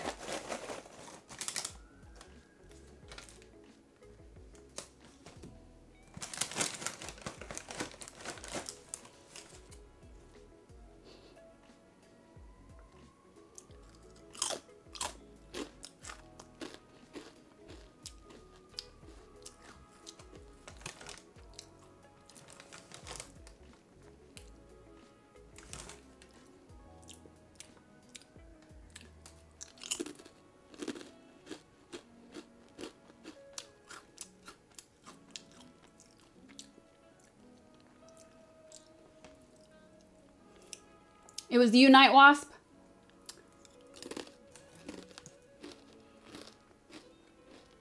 Sorry. There's something odd. I don't remember. It's bringing me back to another flavor. I don't like them. It's too artificial tasting. And there's something sweet. This is what I'm saying. Stick to original Cheez-Its. It's the only way to go. There's something weird.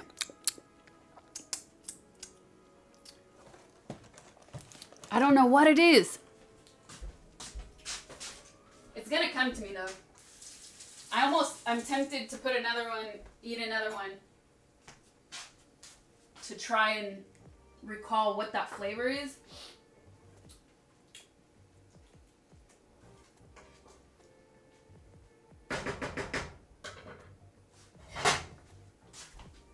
But I'm not gonna.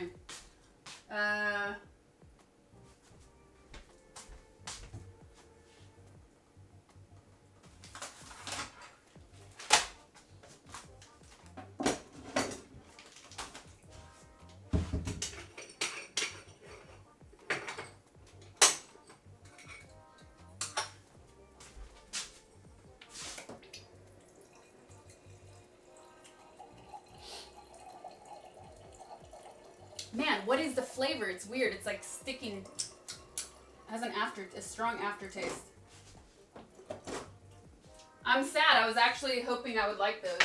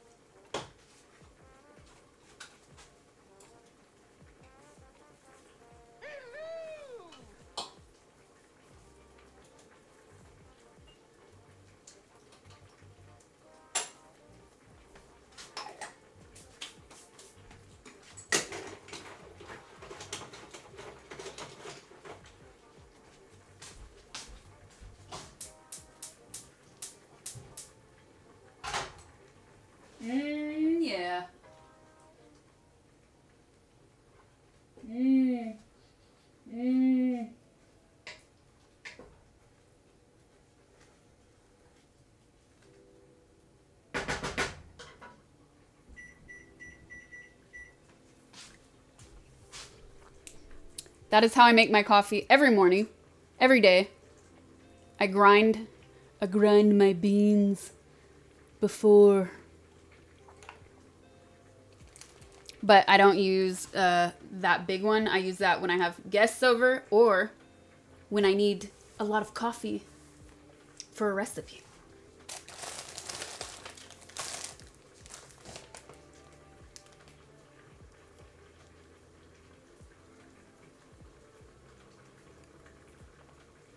Exodia07, thank you for the sub. Super Fresh, thank you for the sub. Ruvakarian, thank you for the 2 months resub. Big Bad Kitty Slayer, thank you for the 5 tier 1 gifted subs. Maybe mayo is a palate cleanser. Ugh. Oh, you grind your beans? Who do you think you are?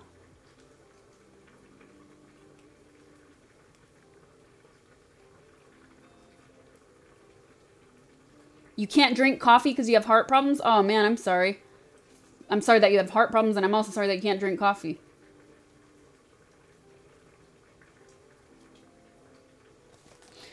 All right. So I'm going to turn this off for a second. Boom.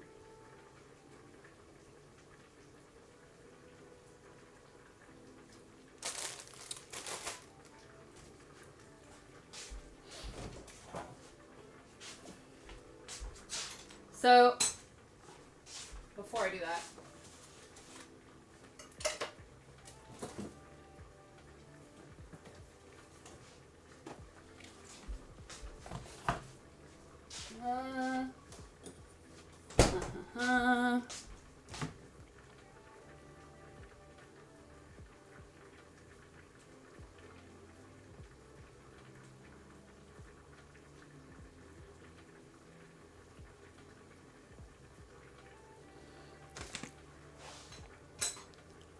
mic, don't drop on me. I'm gonna mute the mic just in case just in case. 1 second.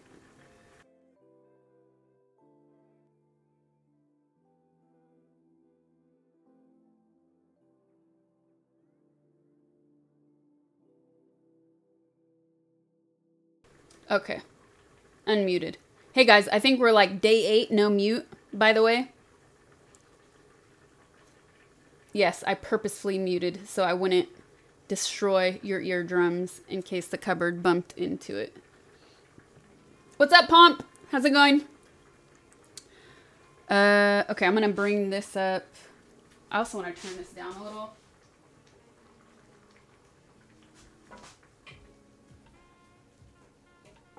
And now I can tell you it's safe to add a little more water.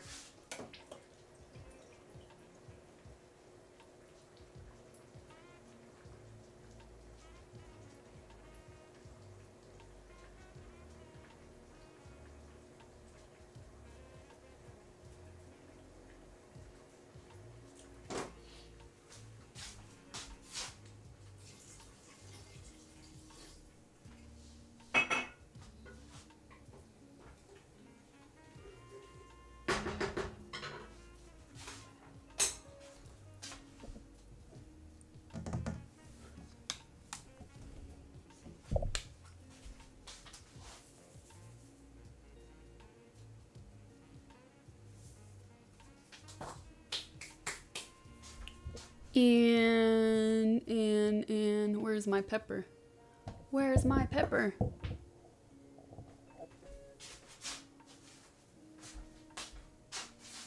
The hell? Ah.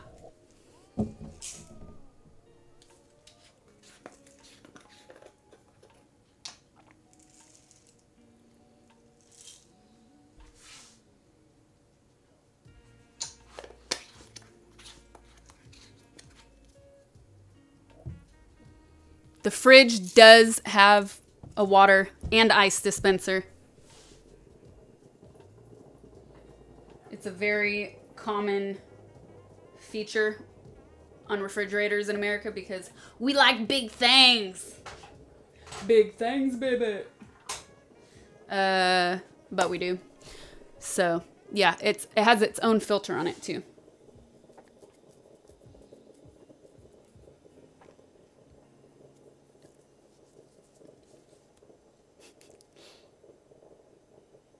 No Instant Pot. I'm a fan of...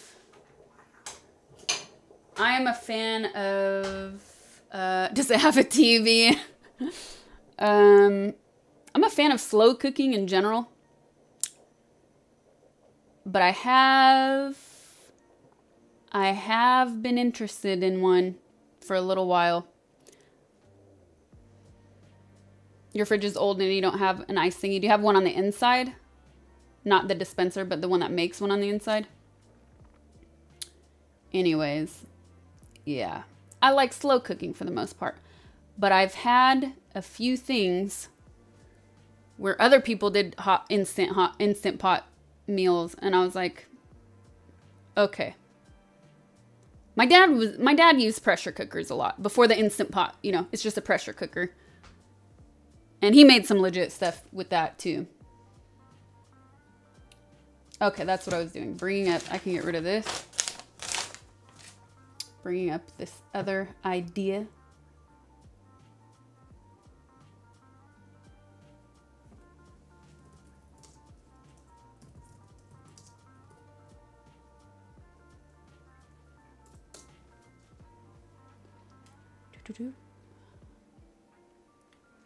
Because I also, once again,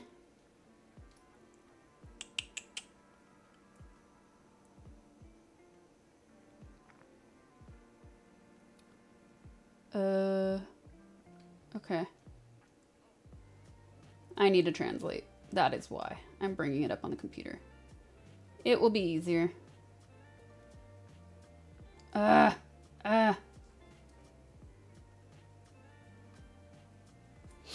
My nose is still running from those onions.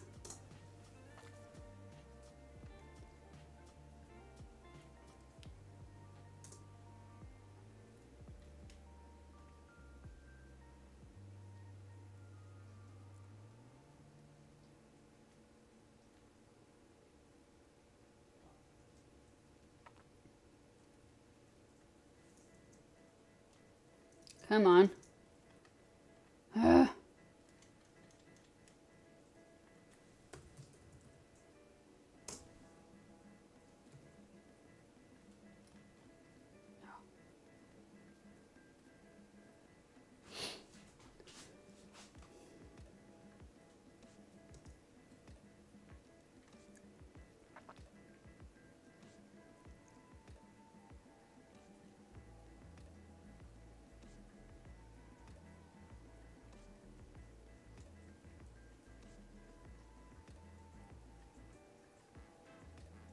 I haven't made this in a while either, so I'm just double checking.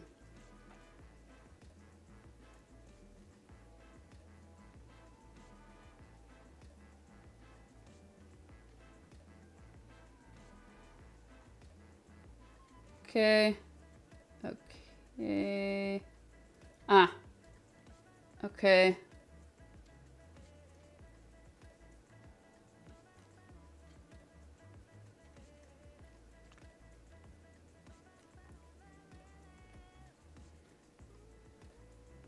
Okay. I think I got it. Basically got it, more or less. Do you also bake? I feel like at least half of my cooking streams have been a dessert, right? So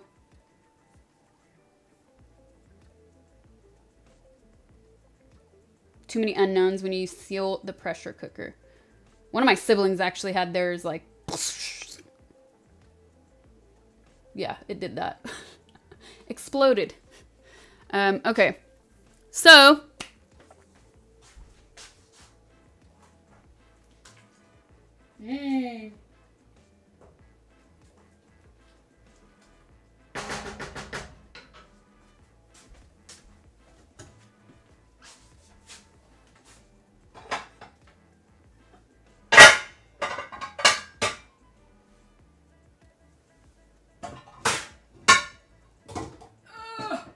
heavy.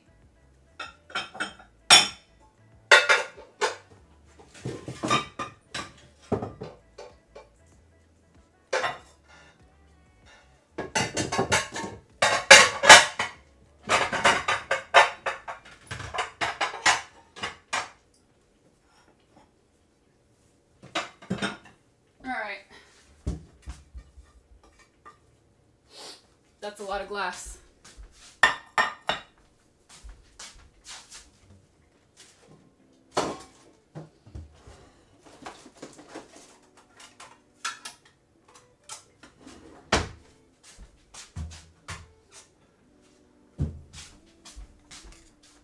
So because this is a translated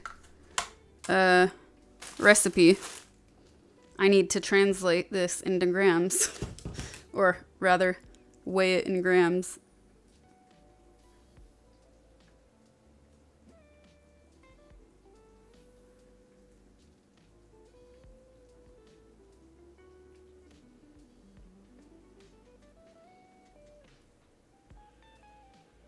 Almost. Almost. There we go. And don't fall, Mike. Don't fall. I'm going to mute you guys one more time while I put this back away.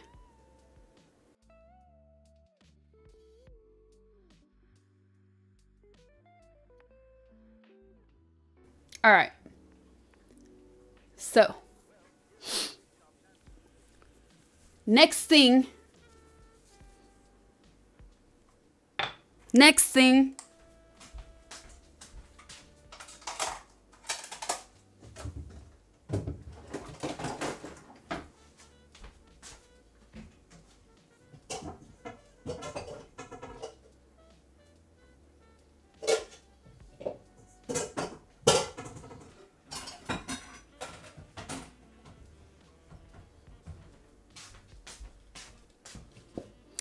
I think to protect your ears,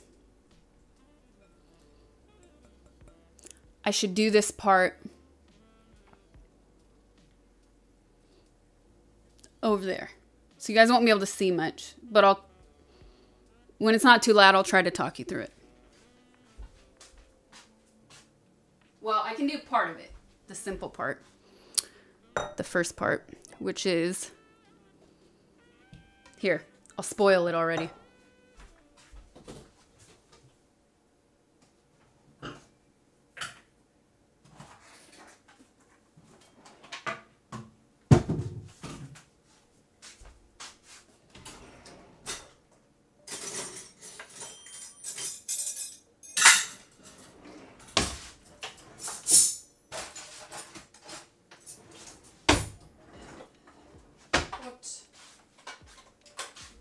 Wait a minute. Just wait a minute.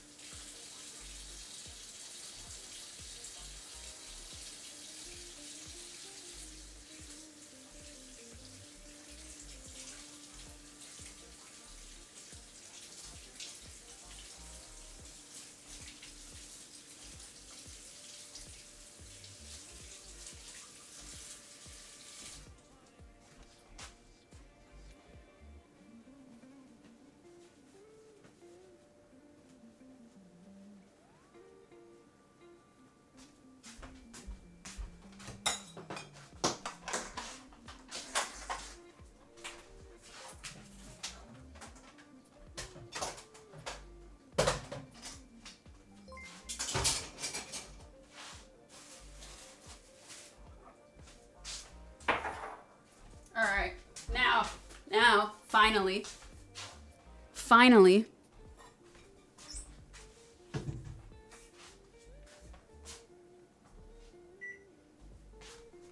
I will show you. Getting a full dinner, not really a full dinner, because I wouldn't just eat a leek soup on its own. It wouldn't be filling enough. If it was something a little more substantial, I would. But you're basically getting a full meal tonight. Because now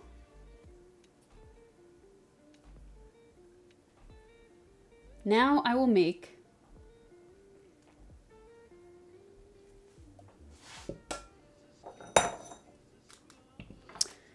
eat. Yes.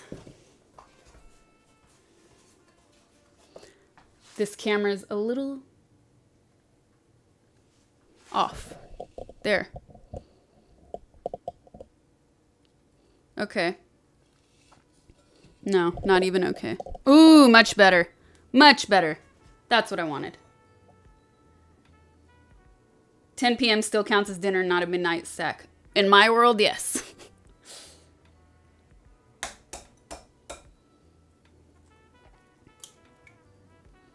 So, I'm finally making you guys tiramisu because I love it. It's to die for.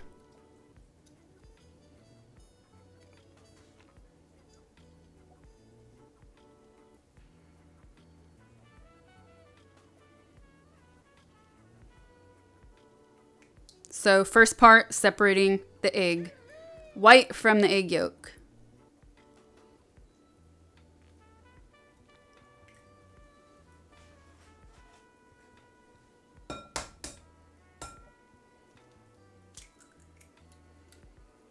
And be very careful to not get the yellow into the white during this step. So sometimes, you know, the shell cracks your egg and it blah. It does that blah. No good. You don't want it to blah all over the place.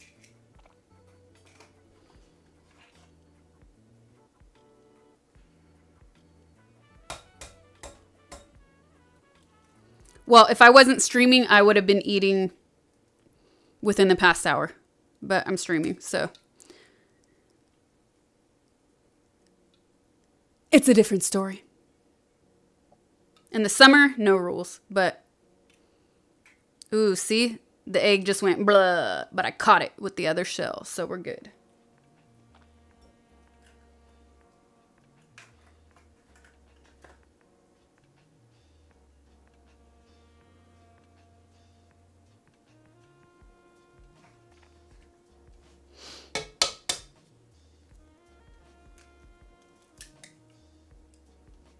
And I'm doing 4 eggs.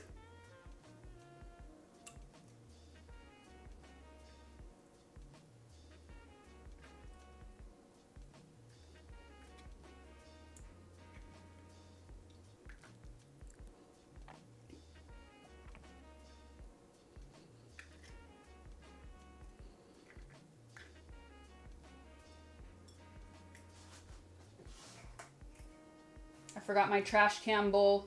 So I'm throwing these eggshells away.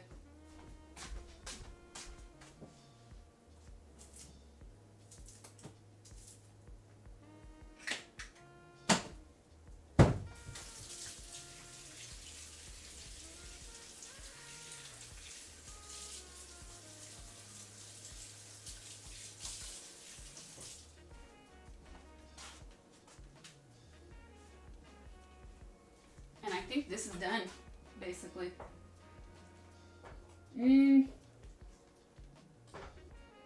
Yep. So, since we're starting this, I'll turn that off for a few minutes before we actually blend it and make it a soup.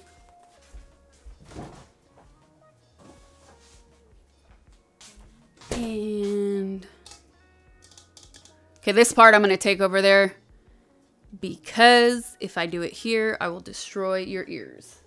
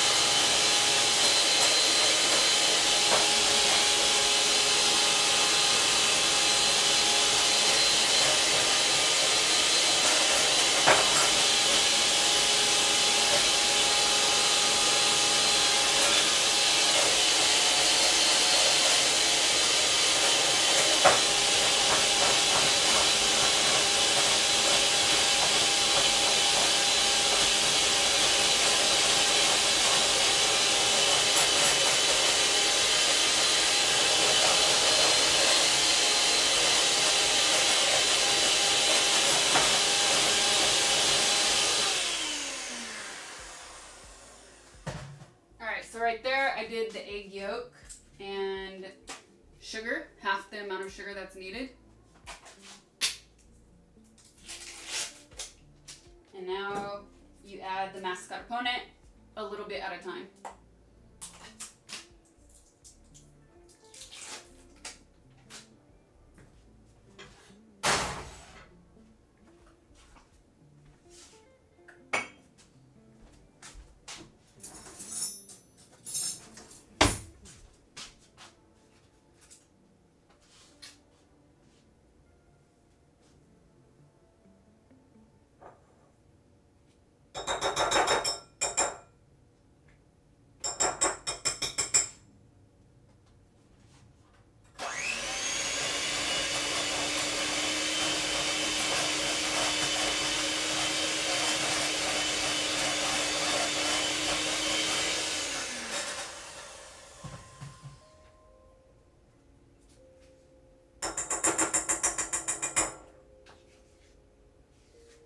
I wish I had 2 hands for this process because I would like it be better if I didn't have to stop and go each time I added it.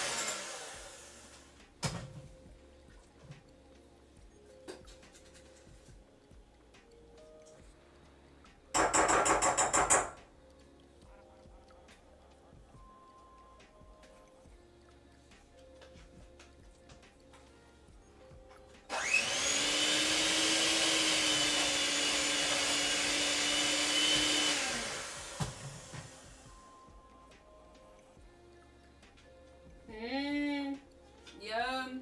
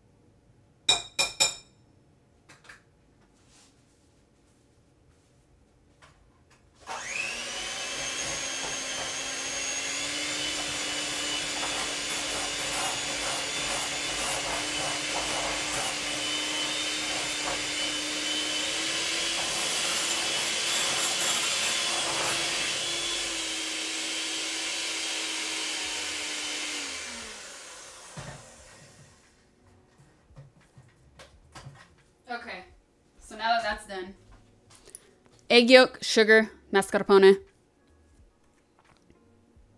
Where is my mouse? Where is my mouse? Now,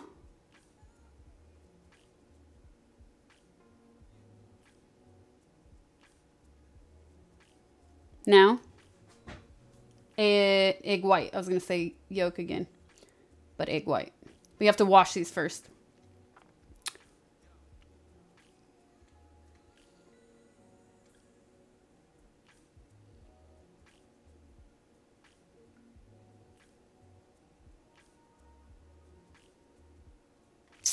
Okay.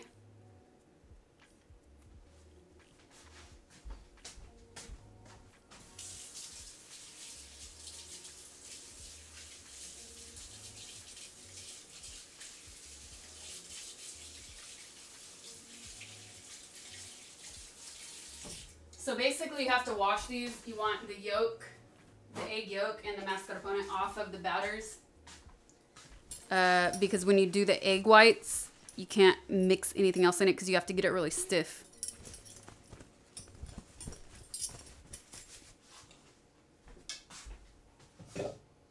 So I'll move that back here. Also, in the meantime, I haven't used this big coffee pot in a while.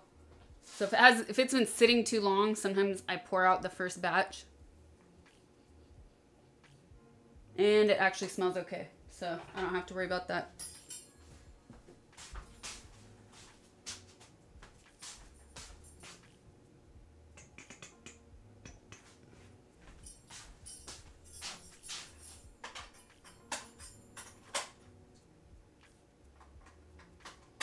So now it's the 8 egg whites and then the rest of the sugar. Whoop.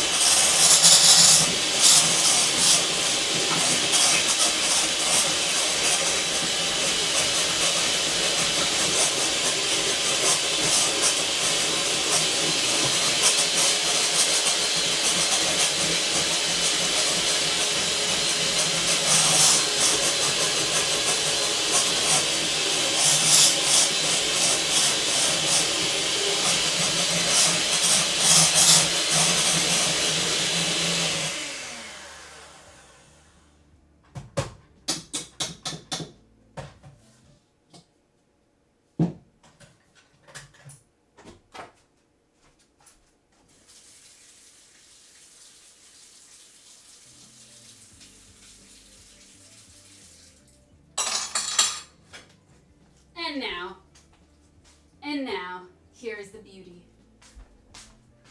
of it all. When you do the egg whites, they need to be really stiff. So you see, it doesn't move. I'm not gonna do it, but see, it's not pouring out of the bowl. That's how well you have to blend it.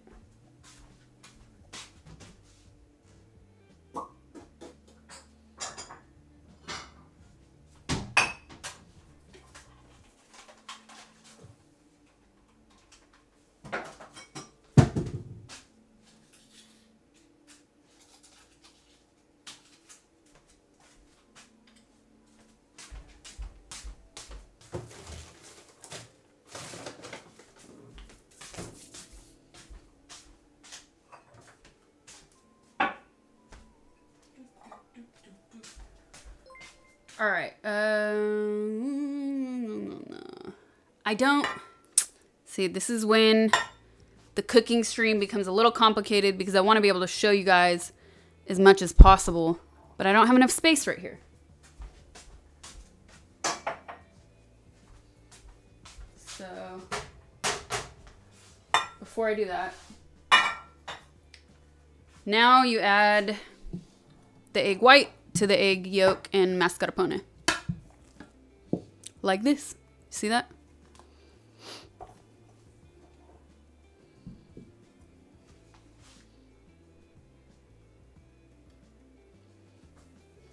Distracted, just like in the Witcher stream. I believe you want soft peaks, and that's what it appears you got. Well done. Oh, thank you. I like that description. Soft peaks. You guys, this is how easy it is to make tiramisu. So easy. The only thing now I wish that I could find, I'm now on the hunt for a really good quality mascarpone. I think this one is fine, but I'm sure there's better and higher quality out there. This is not ghee. No, we finished the ghee 2 hours ago, basically. And then you take more egg white and add it in.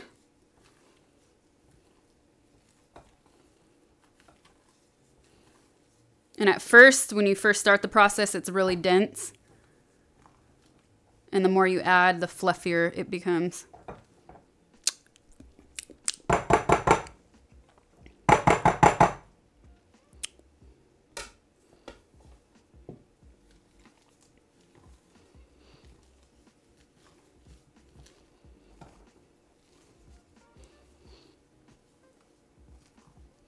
Leave the gun, take the mascarpone. Seriously.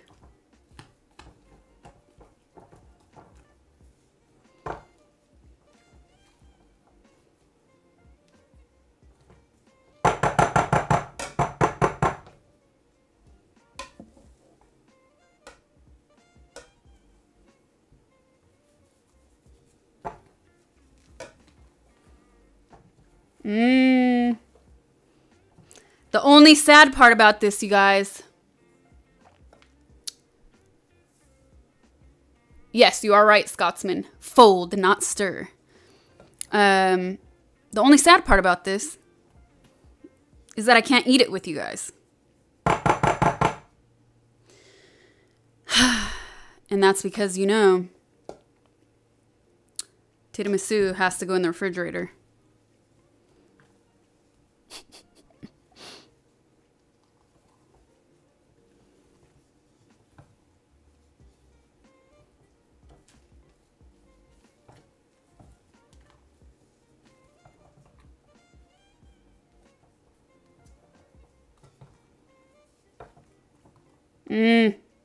So excited though.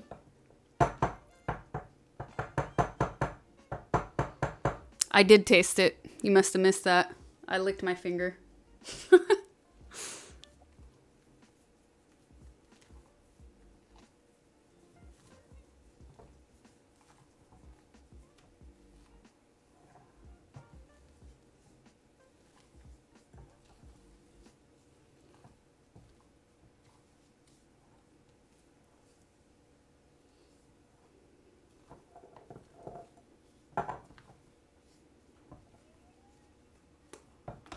I hope this isn't too loud when I do this. You're expelled from Master Chef for licking your finger.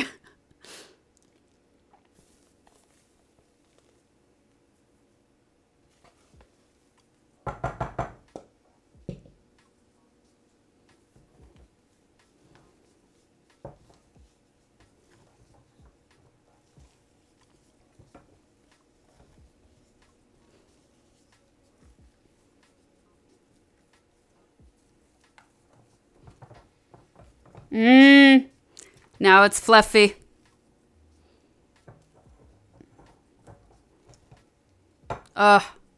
So good. So good.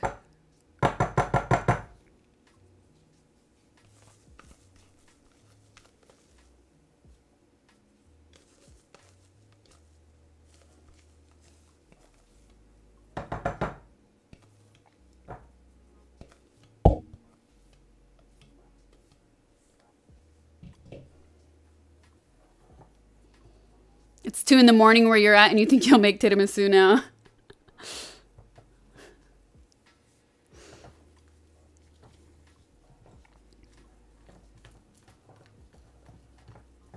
I can't wait. I can't wait. Actually, I'm not even going to eat this tonight. I'm going to have to wait till tomorrow because it's already 10 and I'm definitely not eating a dessert that late. I mean, it needs to go in the fridge, in my opinion, at least a few hours. So I'll be asleep before it's done, in my opinion. Or chilled enough.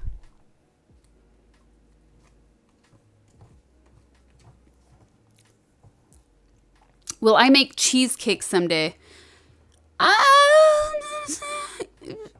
There's things I like more than cheesecake. Cheesecake lacks chocolate. That's why I like tiramisu, because of the cacao powder. I feel like I'm getting chocolate. I am. So, cheesecake I've only made a few times, and I have to admit, I've always failed. There's something about putting the water in the pan that screwed me up. I've only made it twice, though. So, I guess I don't like accepting failure, so I would try it again. I wouldn't try it on stream first, though. I would try it at home, and then if I could get it, if I could nail it, then I would do it on stream. If you stream until 4 a.m., then you can eat some. Oh, we're not going to have a repeat of Friday tonight. Not quite yet. I'm having a hard time with this 1 hour of time change, and I'm like, in the morning, oh, I feel terrible. I'm sensitive. So I'll definitely be getting my sleep.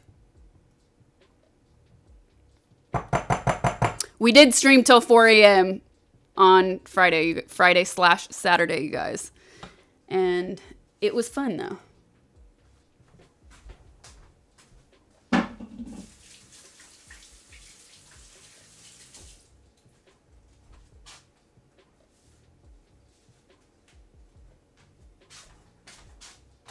So, you feel terrible most mornings. That's what coffee is for. I agree. I agree.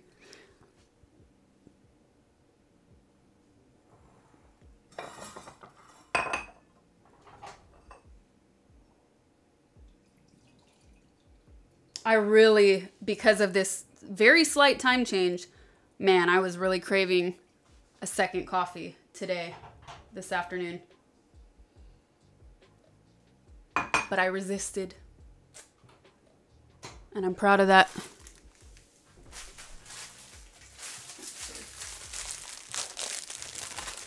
So this is just a little trick. I don't know if other people do this.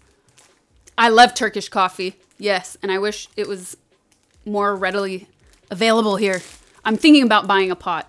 The little pot you use to make it. This is my little trick. Let me bring up my camera really quick so I can see, because I don't see my screen. When I do the lady fingers, you see that? Not really. Anyways, I leave them in the plastic and I just open up the top. So it's like its own little tray. So the powder doesn't get everywhere.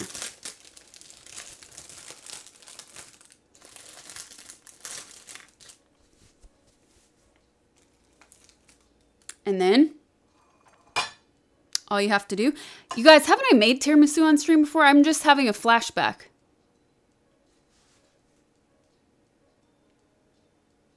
Didn't I? Or did I don't know. I make it kind of often, so I feel like maybe I just posted it on Instagram. No, I don't think I did. No, I didn't, because one of the reasons I haven't made it is because you can't eat it right away. Okay, no, I didn't. So that's why I wanted to make this on a stream where I was making other things, since I can't eat it. Oops, wrong step. Ahead of myself. Okay, that's all right. So first, you take a layer of the cream and spread it at the bottom.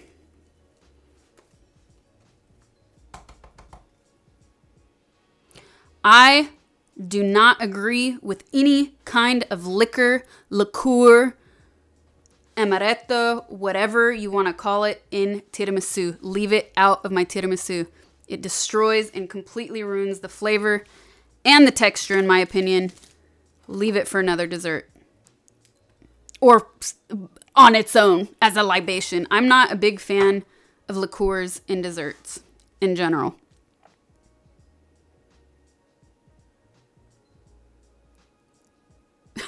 Dipping your fingers in coffee again. And now, is this how I did it last time? I feel like this is much more, I'm trying to remember if this is yeah, this is what I use. Or do I do a bigger one? Crap, you guys. I don't remember which pan I usually use. I'm gonna look at my last photo. I feel like I use a bigger one. Because this is a lot of cream. If I do, don't care. Don't care. You know why? Because if I have a lot of cream left over, I'm going to make mini ones. Mini ones. I always take pictures when I make tiramisu, and I definitely posted it on Instagram the last time I did it. So, yeah, if I have too much left over, I don't remember which pan I use normally. I feel like I use a bigger one usually. So if there's leftover, even better. I'm gonna make minis, and I've always wanted to make the mini ones. They're so cute. You just have to be more delicate. So now the lady fingers. You can't see that. In the coffee. You can see it there. Okay.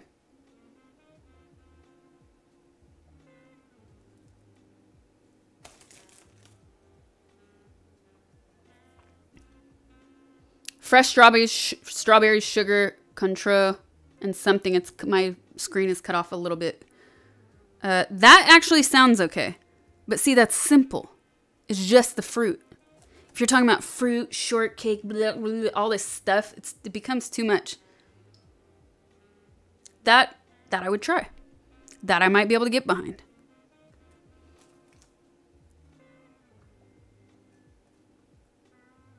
Why is it so yellow? Isn't it supposed to look white?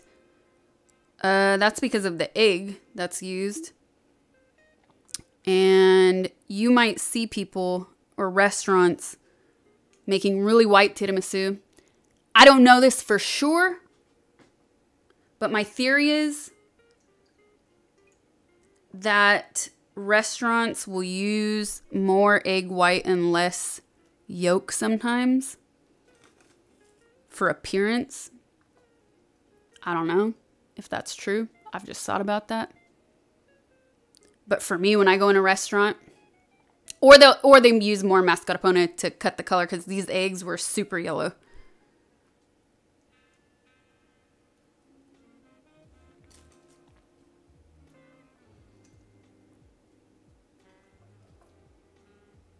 The first time I had tiramisu in Rome, the yolks were actually super yellow, and I'd never seen it like that. I was like, actually it was, yeah, second time I'd been there, but it was a little off-putting because I wasn't used to seeing eggs that colors. It depends on the egg you use. That's true.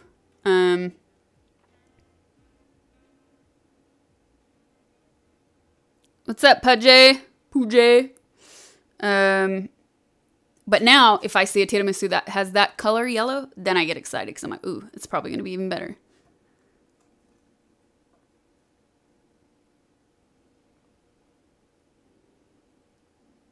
So I don't like when it's too soggy either, but also not too hard. So before I finish laying these down, I'll kind of feel, this is maybe a little much, but I like to feel and see if some are too dry and kind of compensate, or if they're, but I never over soak it, so that we're good with. And I'm probably gonna have to make more coffee. Dang.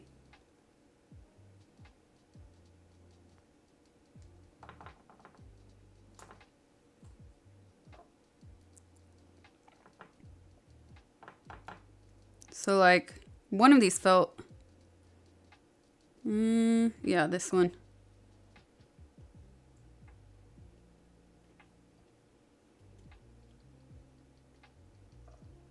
if there's any spots that are way too dry. But again, I like a little bit. I like a little texture to still be in it. That's just my preference. I'm sure everybody's different. I just don't like when it's mush. I don't like when it's mush. That's the best way to describe it. Breakfast tiramisu? Shh, don't tell my mom.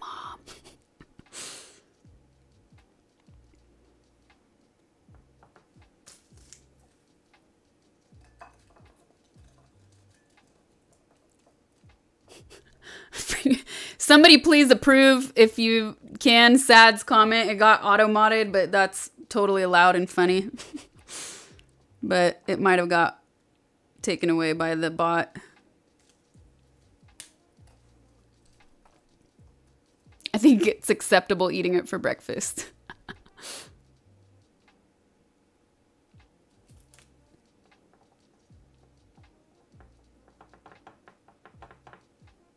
More coffee.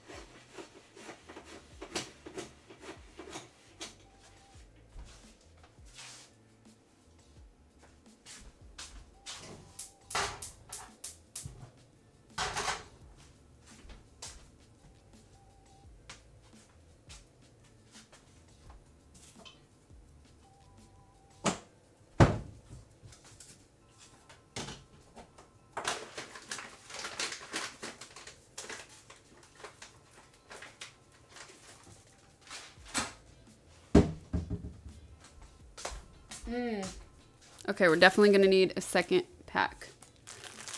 What are we doing over there? I was making more coffee.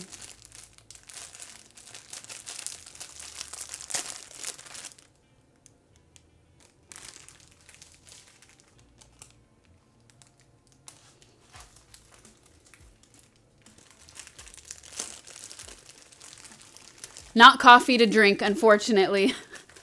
I wish, Fluffy. What's up?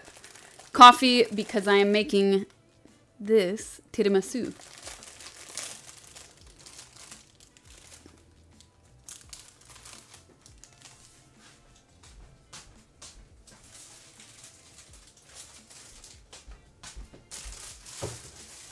That's probably another reason I love this dessert so much, because it combines two of my favorite things, chocolate and coffee.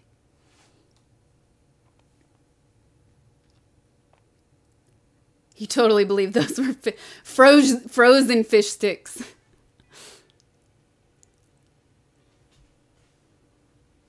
So while that's being made, I must do some secret things, and I'm going to turn off this camera. Right there, because I do a little thing that I'm not going to tell you guys I do. But first I need some water.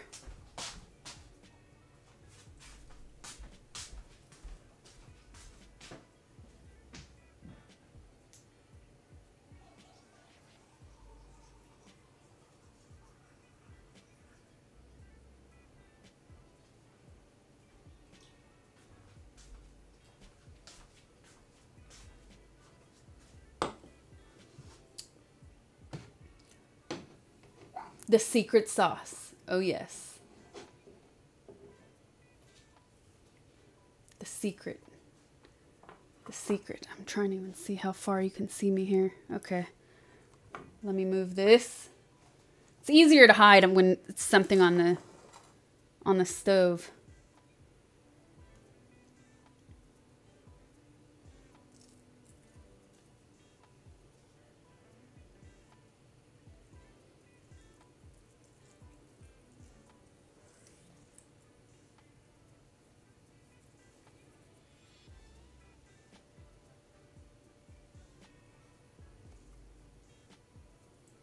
Show us? Never. Never. She's using Hershey's. Sick.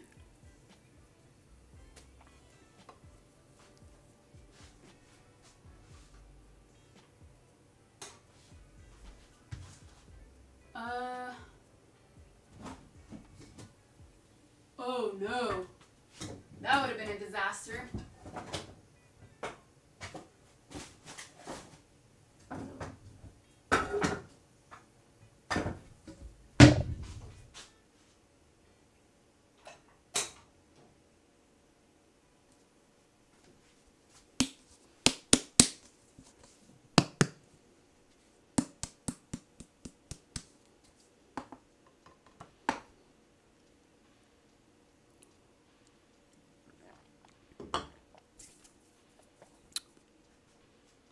Come on, coffee. Oh, I need to prep my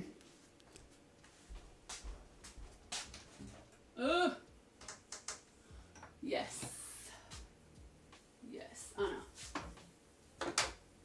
Yes.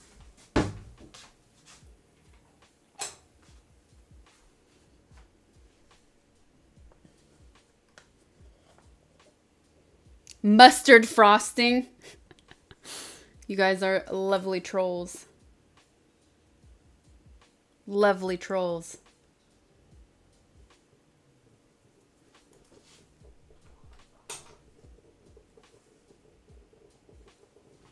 There she goes. Is the coffee more concentrated? No. I typically make, I always grind my beans at home. I don't get pre-ground coffee, so that definitely makes a difference. When I make my own coffee, I definitely, to drink, I make it more dense than I do what's in here.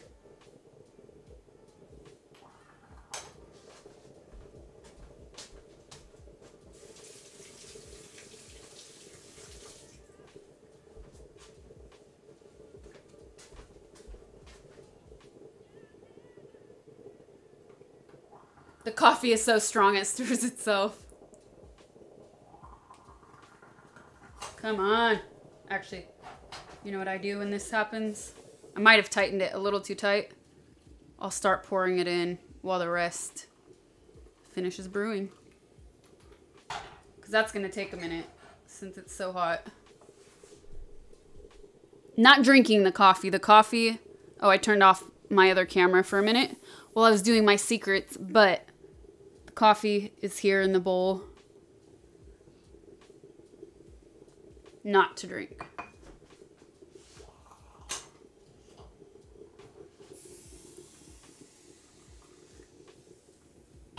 And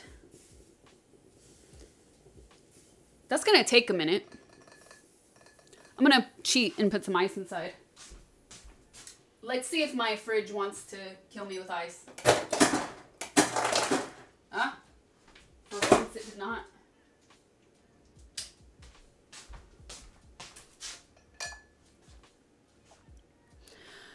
I wish I could drink it, but that'd be a bad idea. It's 10:15 here.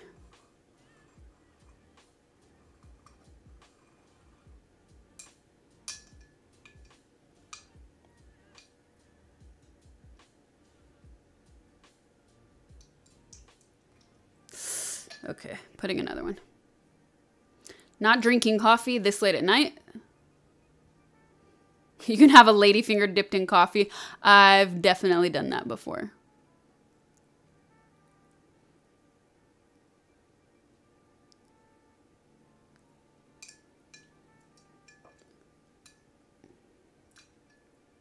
Ah, it's still hot. Come on.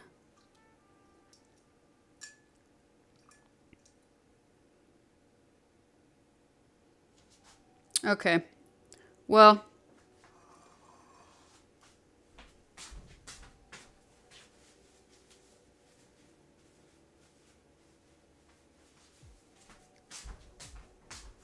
Now I can add more of the cream.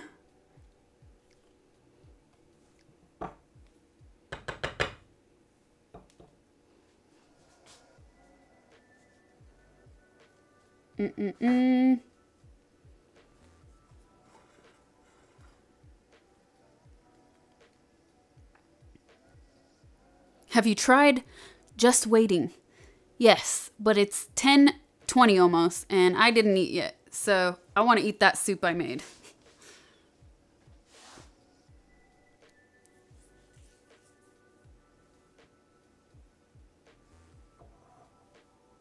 And you don't want the cream to sit that long in the bowl. You know what I mean?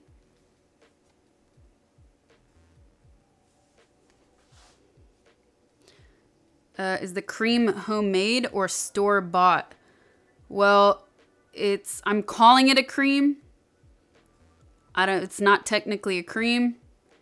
It is mascarpone with eggs and sugar. So we just made it. I did not make the mascarpone, obviously, but I blended this together. I don't think you can buy this pre-made. I've never seen that. It's super simple to make, though, seriously.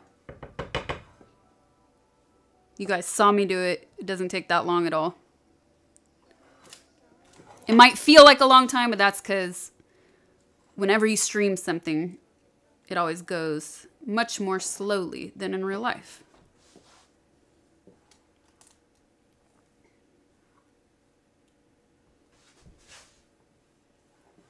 Because you have other distractions.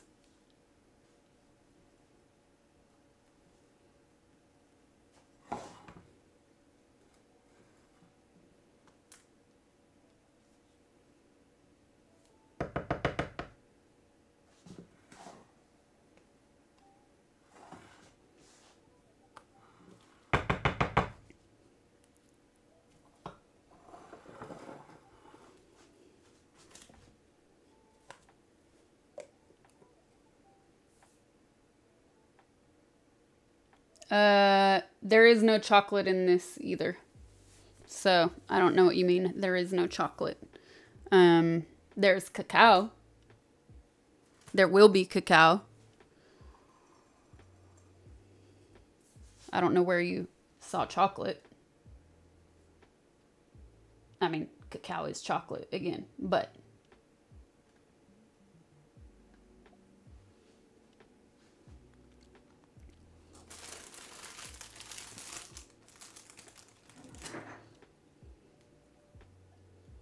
I love cow cow. Wow. I don't know why that was so funny. Cacao!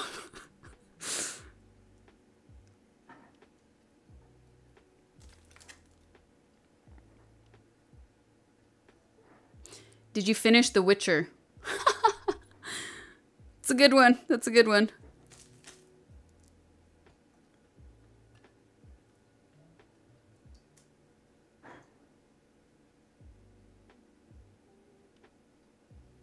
Sounds like a blackbird. You uninstalled Witcher, Fluffy? No! Why?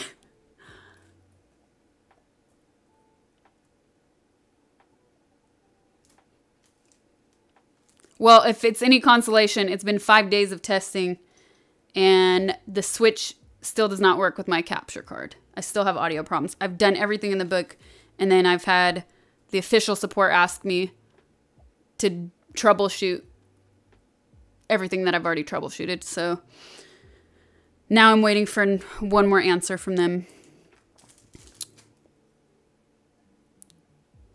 Do you always play video games? I did level up twice on Friday. Or were you hallucinating? I was shocked. I did. Yeah, I leveled up twice on The Witcher on Friday. That was a long quest. Do I always play games? Do I always play video games? On stream, I usually start out like just chatting and then go into games. And then I try to mix it up with cooking streams. And I did do some IRL over the summer. I'll probably get back into that. It's just hard when, in my opinion, I'm in my own city. So I'm in my own city. I don't feel the inspiration to go out in my own city and explore things. Whereas when I'm traveling to a new place, it's super exciting for me. And I feel like that comes across to you guys. So I'm discovering something new or I'm learning something new and you guys are there with me. When it's LA, I'm just like, meh, seeing this, meh. Oh, did I play games growing up? Yes, I did. Yes, indeed.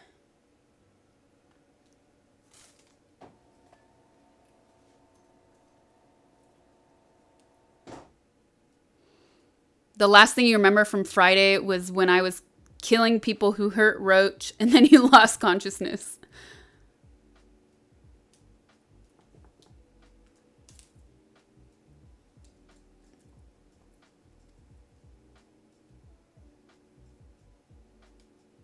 We're like 1/4 of a ladyfinger short, but it's okay. We'll survive. I'm not going to open up a new pack just for that little gap.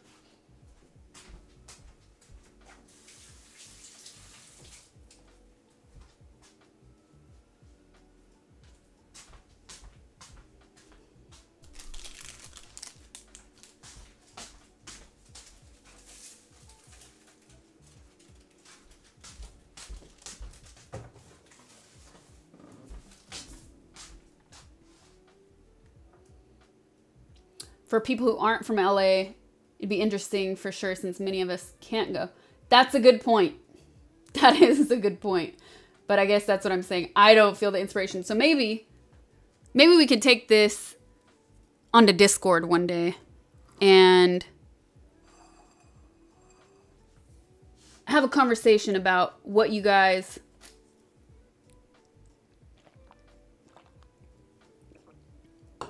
might want to see me do in an LA IRL. I'm getting sleepy, you guys. Can't lie. I can let you guys maybe give some suggestions on what you guys would like to see me do in and around LA, where I could take you guys. I think the other thing too is that I learned a lot from the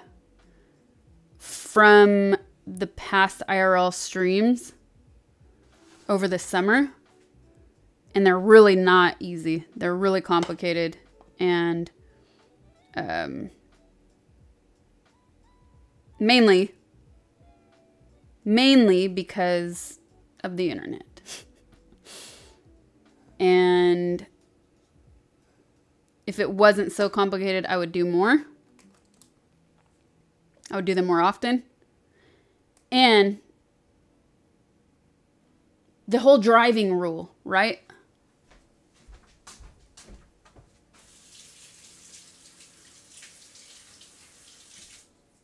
So it's not easy.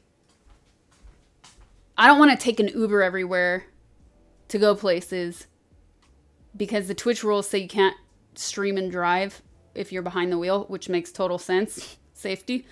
But it's also hard to like convince friends, hey, come with me and follow me around and don't say too much while I stream. You know what I mean? So there's a lot of variables that go into it that make it a little bit more difficult.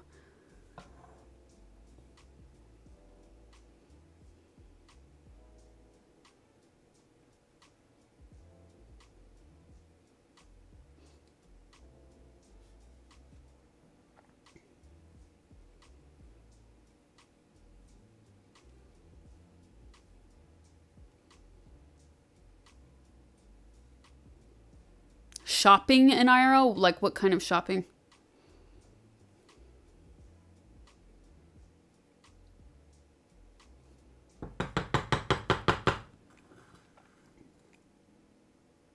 You've seen people ride motor scooters while streaming, but were they the one actually operating or were they in the back seat? That's what makes a difference. If I was in a passenger side, it's fine. Hiking in real life. That's another thing that I thought of. I would like to do that, but the internet signal would cut out a lot, I think.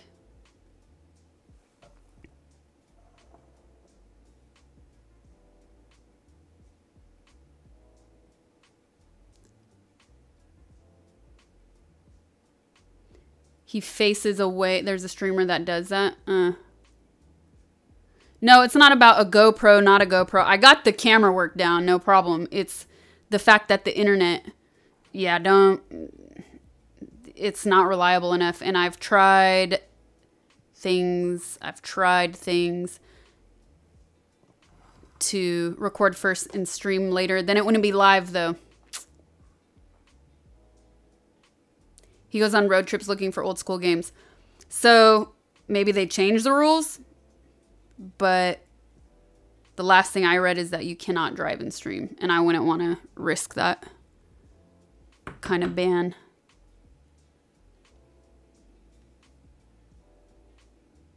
Ooh, this is looking good, you guys. Art gallery or museum stream. Hey, you can look at my YouTube page. I did a really cool video a few years ago. I was trying to get a show made. Got pretty close. It's called Grayscale. And I have a new YouTube video up as well. Sampling from food trucks. Ooh, that's not a bad idea. Take us to Leo Carrillo Beach. I miss that place. The internet probably sucks there. Yeah. See, this is the thing, man. You can drive and stream. The terms of service is reading chat while driving. Okay. Really? I'm going to verify that. I'll look that up again. That would be a game changer. For sure, that would help. But also, again, like getting inspired by something in my own city is a little bit difficult. So,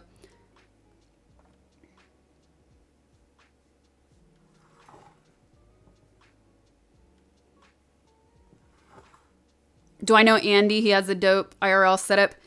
I don't know him personally, but he dropped in my stream, and I watch his streams sometimes. Yeah, maybe I should talk to him. That's not a bad idea. So I talked to Hitch before I did my summer IRL streams, and he has an actual server. So when his stream loses internet signal, instead of cutting out and not seeing anything on his stream, on his page, a video comes up until he reconnects and gets signal. So his stream never ends until he decides to end it, right? And that makes sense for somebody like him because that's his full-time thing. Like he does, IRL is what he does, right?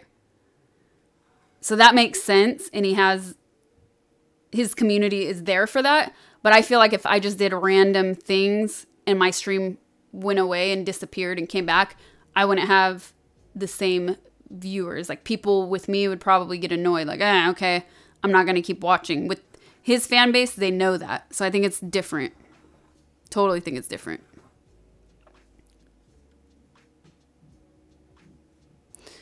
All right. So there's a little, what I could do with this, there is more left than usual. I could just make it extra, yeah, I'm going to do that. I'm going to make it extra creamy. Extra creamy. I was going to make a mini one, but I don't want to mess around with that right now.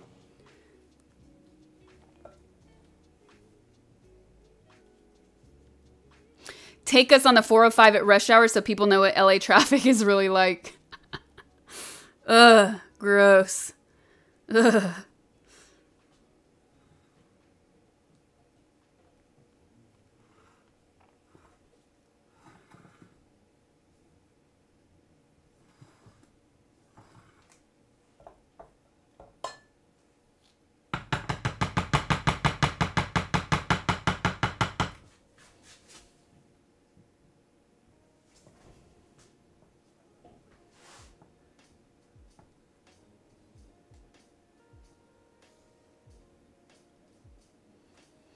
That time is reserved for Cheez-Its and blueberries.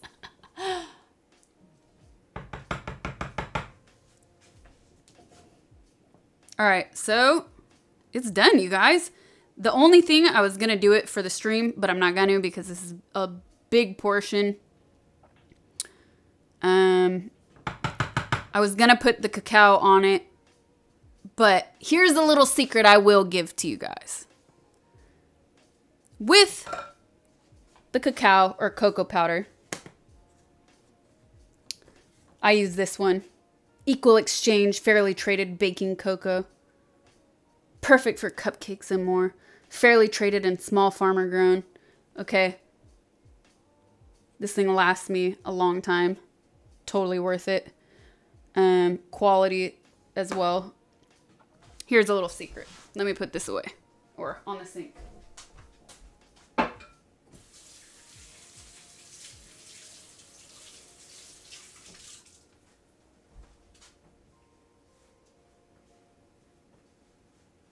Okay, I'll give you guys this little secret.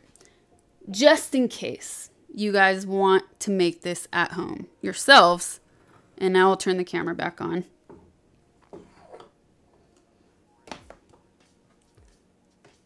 All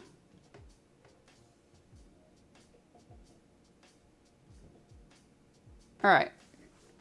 So when you're making a tiramisu, it tells you to put the cocoa powder or the cacao on top, right? That's how it is. It doesn't look like this. You don't eat it like this, do you? No. Right? That's not a tiramisu. You need the cocoa powder. However, if you want it to keep, do not put the cocoa powder on it until you serve it.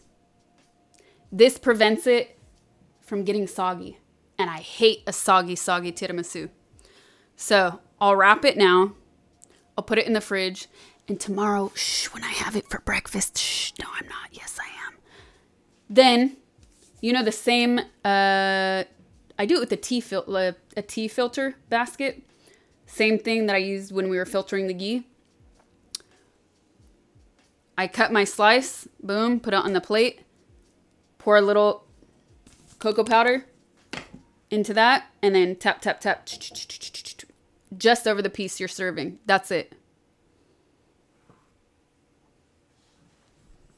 Look how easy that is, you guys. No cocoa powder when it goes in the fridge. Wait until serving it.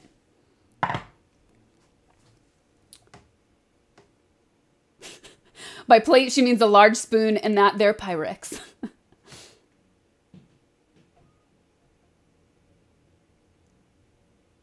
Tap, tap, tap. All right, who did I miss? Because we had a lot going on there. JC Strong, if I missed you, thank you for the sub. If I already said thank you again. Brad 1981, thank you for the bits. I hope you guys have been liking this secret sauce. Looks like mayo. No, why would you say that? Why would you say that?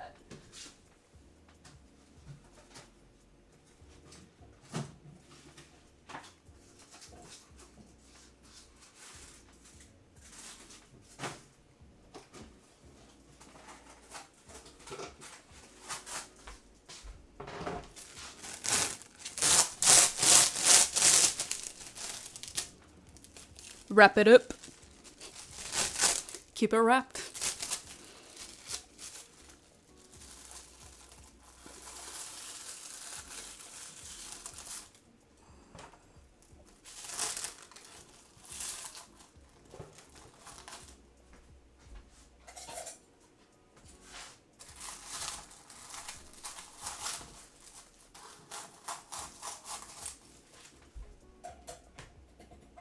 This soup looks really gross now, by the way, because it's been sitting.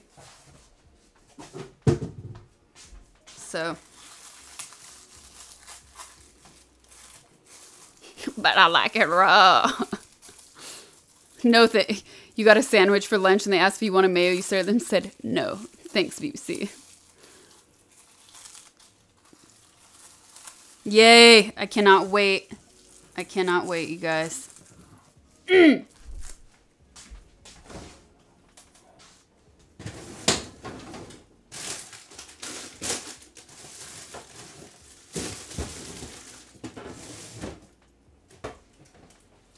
Oh no. Strawberries fell over.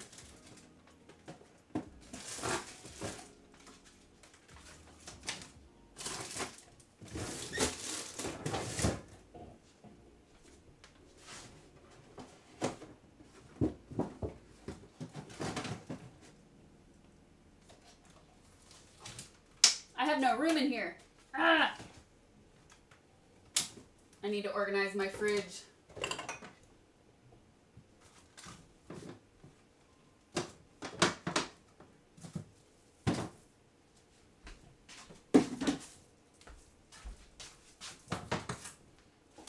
Okay. And so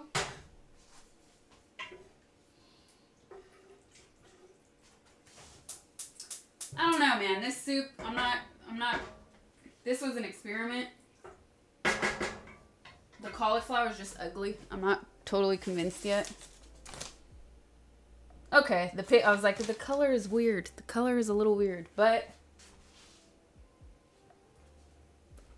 it's okay, I think.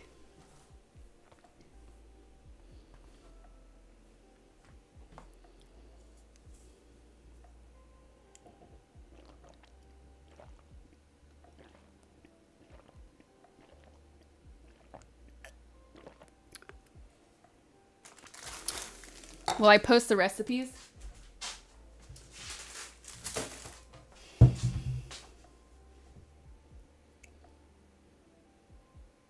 You don't hear the background music? I have some up. I can turn it up louder.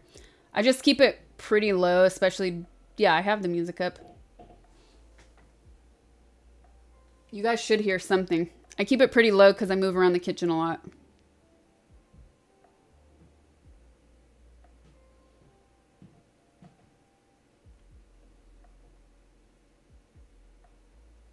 Ugh, thicken the soup with mayo. You're sick. You can't hear it? What? Okay. Maybe because it's chill. I've had it on the whole stream. Now tell me if that's too loud. Not easy to monitor.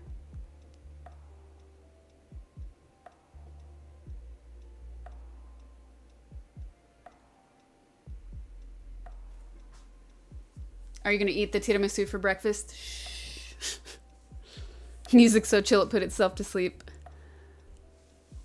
I actually don't have that filter on right now. No.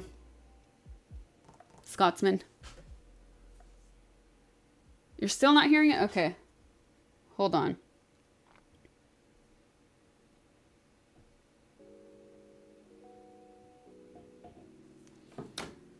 I'm going to Discord, you guys. Okay, you hear it? That's good enough.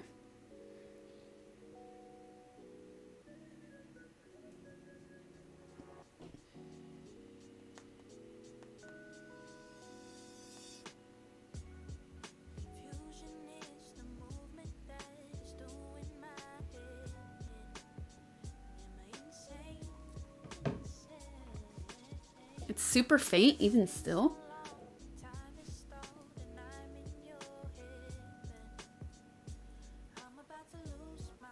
Okay. Let's see how this experiment played out.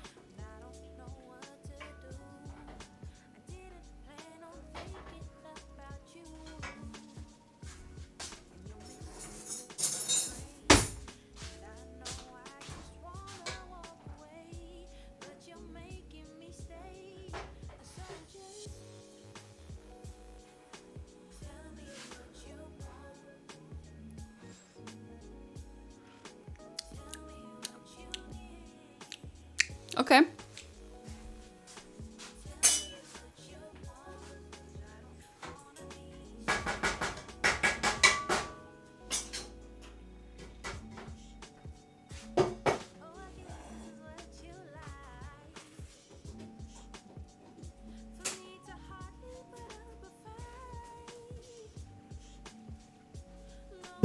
I already took it out.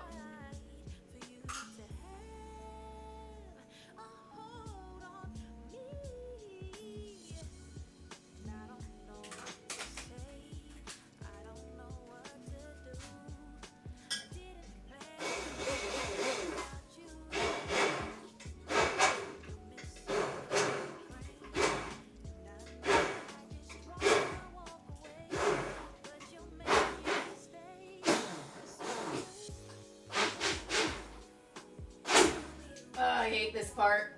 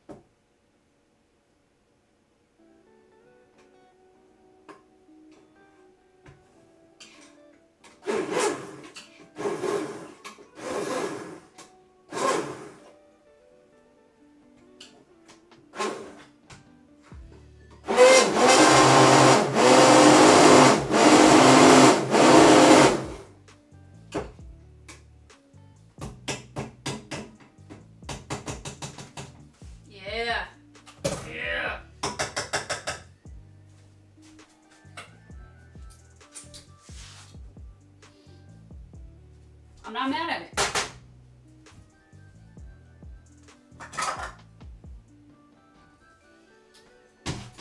All right, look at this. Look at this. You know what would make this even better? Well, it has a lot of onions, so no. So the recipe says that you could put some like crumbled fresh bacon on it. Oh, I turned that off again.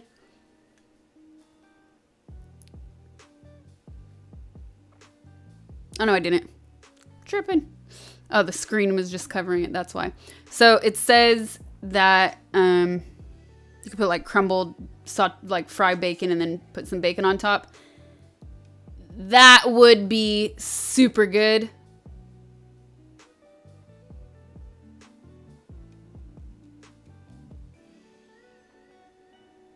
Mobile streaming for a food stream would not be better than this. Trust me. I've done mobile streaming.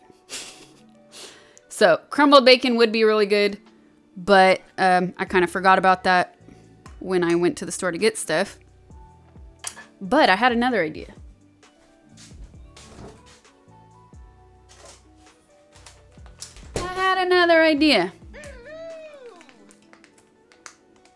Crumbled up Cheez-Its. No way, man. Some pine nuts. I think that will be good.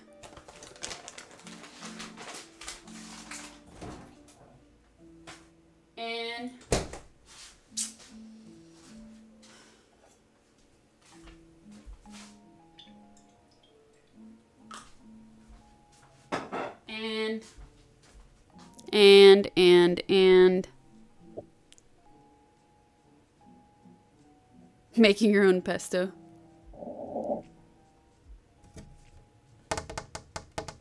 Ah, here we go.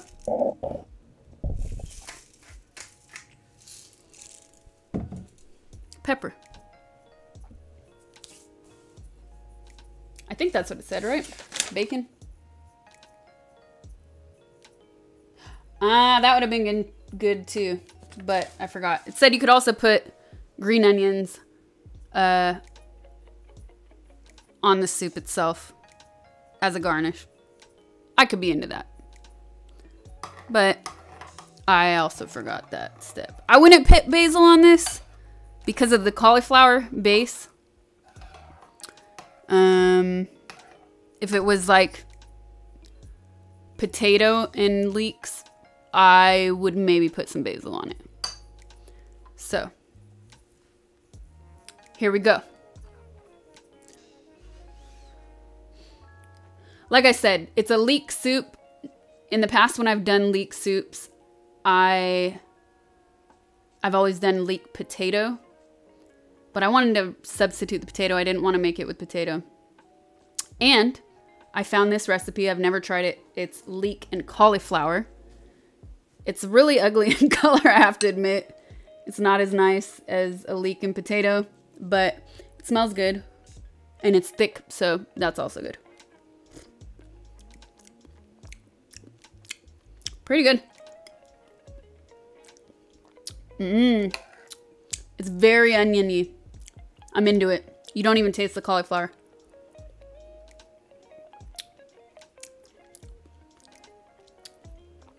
The drizzle was extra virgin olive oil. Why is it yellow? It's a yellowish. It's more, maybe that's the lighting. In, like with what I'm looking at, it's a little bit more brown than yellow compared to what you see on camera.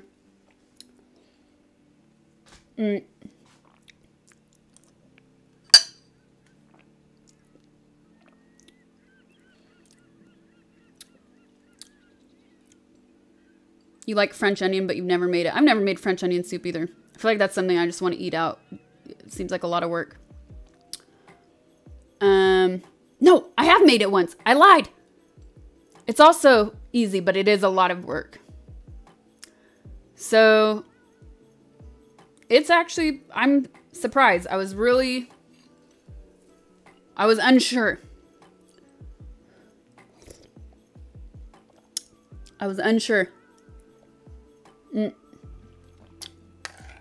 It's pretty good.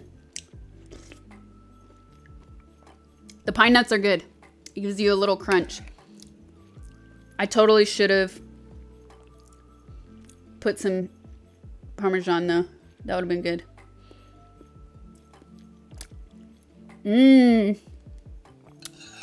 I like this. I would make it again. It's not like, butternut squash is a real winner for me.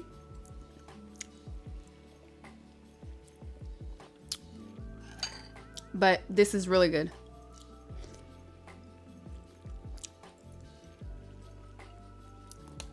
Crispy onions. That's what I was going to say when I first went to take a bite. But I was like, there's already so much onions. I was thinking caramelized onions on top would also be good, but this thing is filled with onion. Mmm. It's good, and I also don't feel so terrible about eating at 11 p.m. because it's a soup.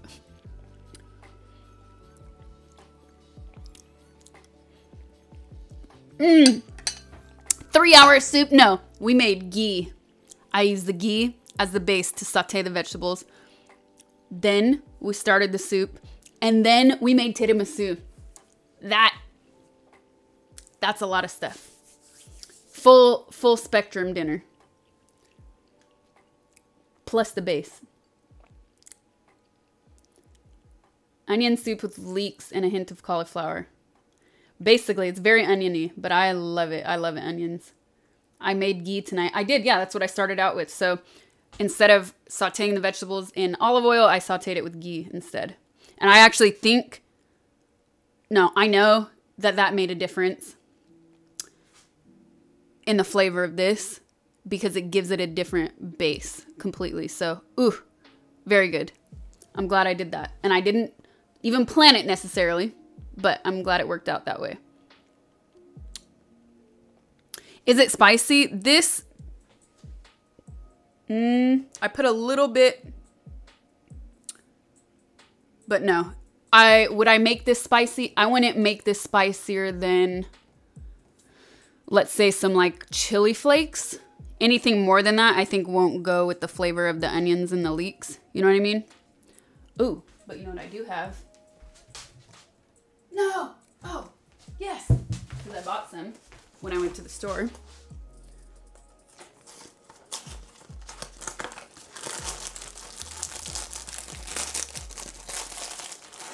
Ha! Mmm. Mmm. Okay, guys. I'm gonna go eat this like a real human being. I'm gonna call it a night. And then I'm gonna have to do some cleaning. The worst part. The worst part. Raikis, what's up? Thank you for the raid. What's up, Raiders? Lego Mensch 1982, thank you for the sub.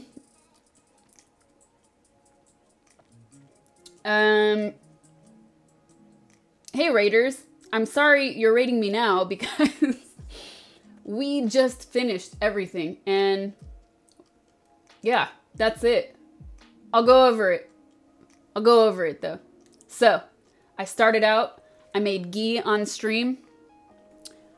Then I took that ghee and I used it as a base to saute my vegetables, which were leeks, onions, garlic, and cauliflower. And then I made a soup with that. It was an experiment because I like leek and potato soup, but I was trying to find something to replace potatoes to not be so heavy. And so that was an experiment. I had no idea how this would turn out. Plus a little secret, because I call my cooking streams secret sauce, because every good chef has a little secret. They don't give everything away. And while the soup was done and just sitting there before I blended it with the immersion blender, I made a tiramisu. That one in the fridge. We can't eat that on stream because it needs a few hours in the fridge to get the right temperature. And I'm drinking water. And then we blended the soup, tried it out. It's kind of ugly in color. It's not that beautiful. I topped it off with some pine nuts, some olive oil, some black pepper, breadstick. This is good. I would make this again. I like to make soups during this time of the year. So I do a lot of food prep in general.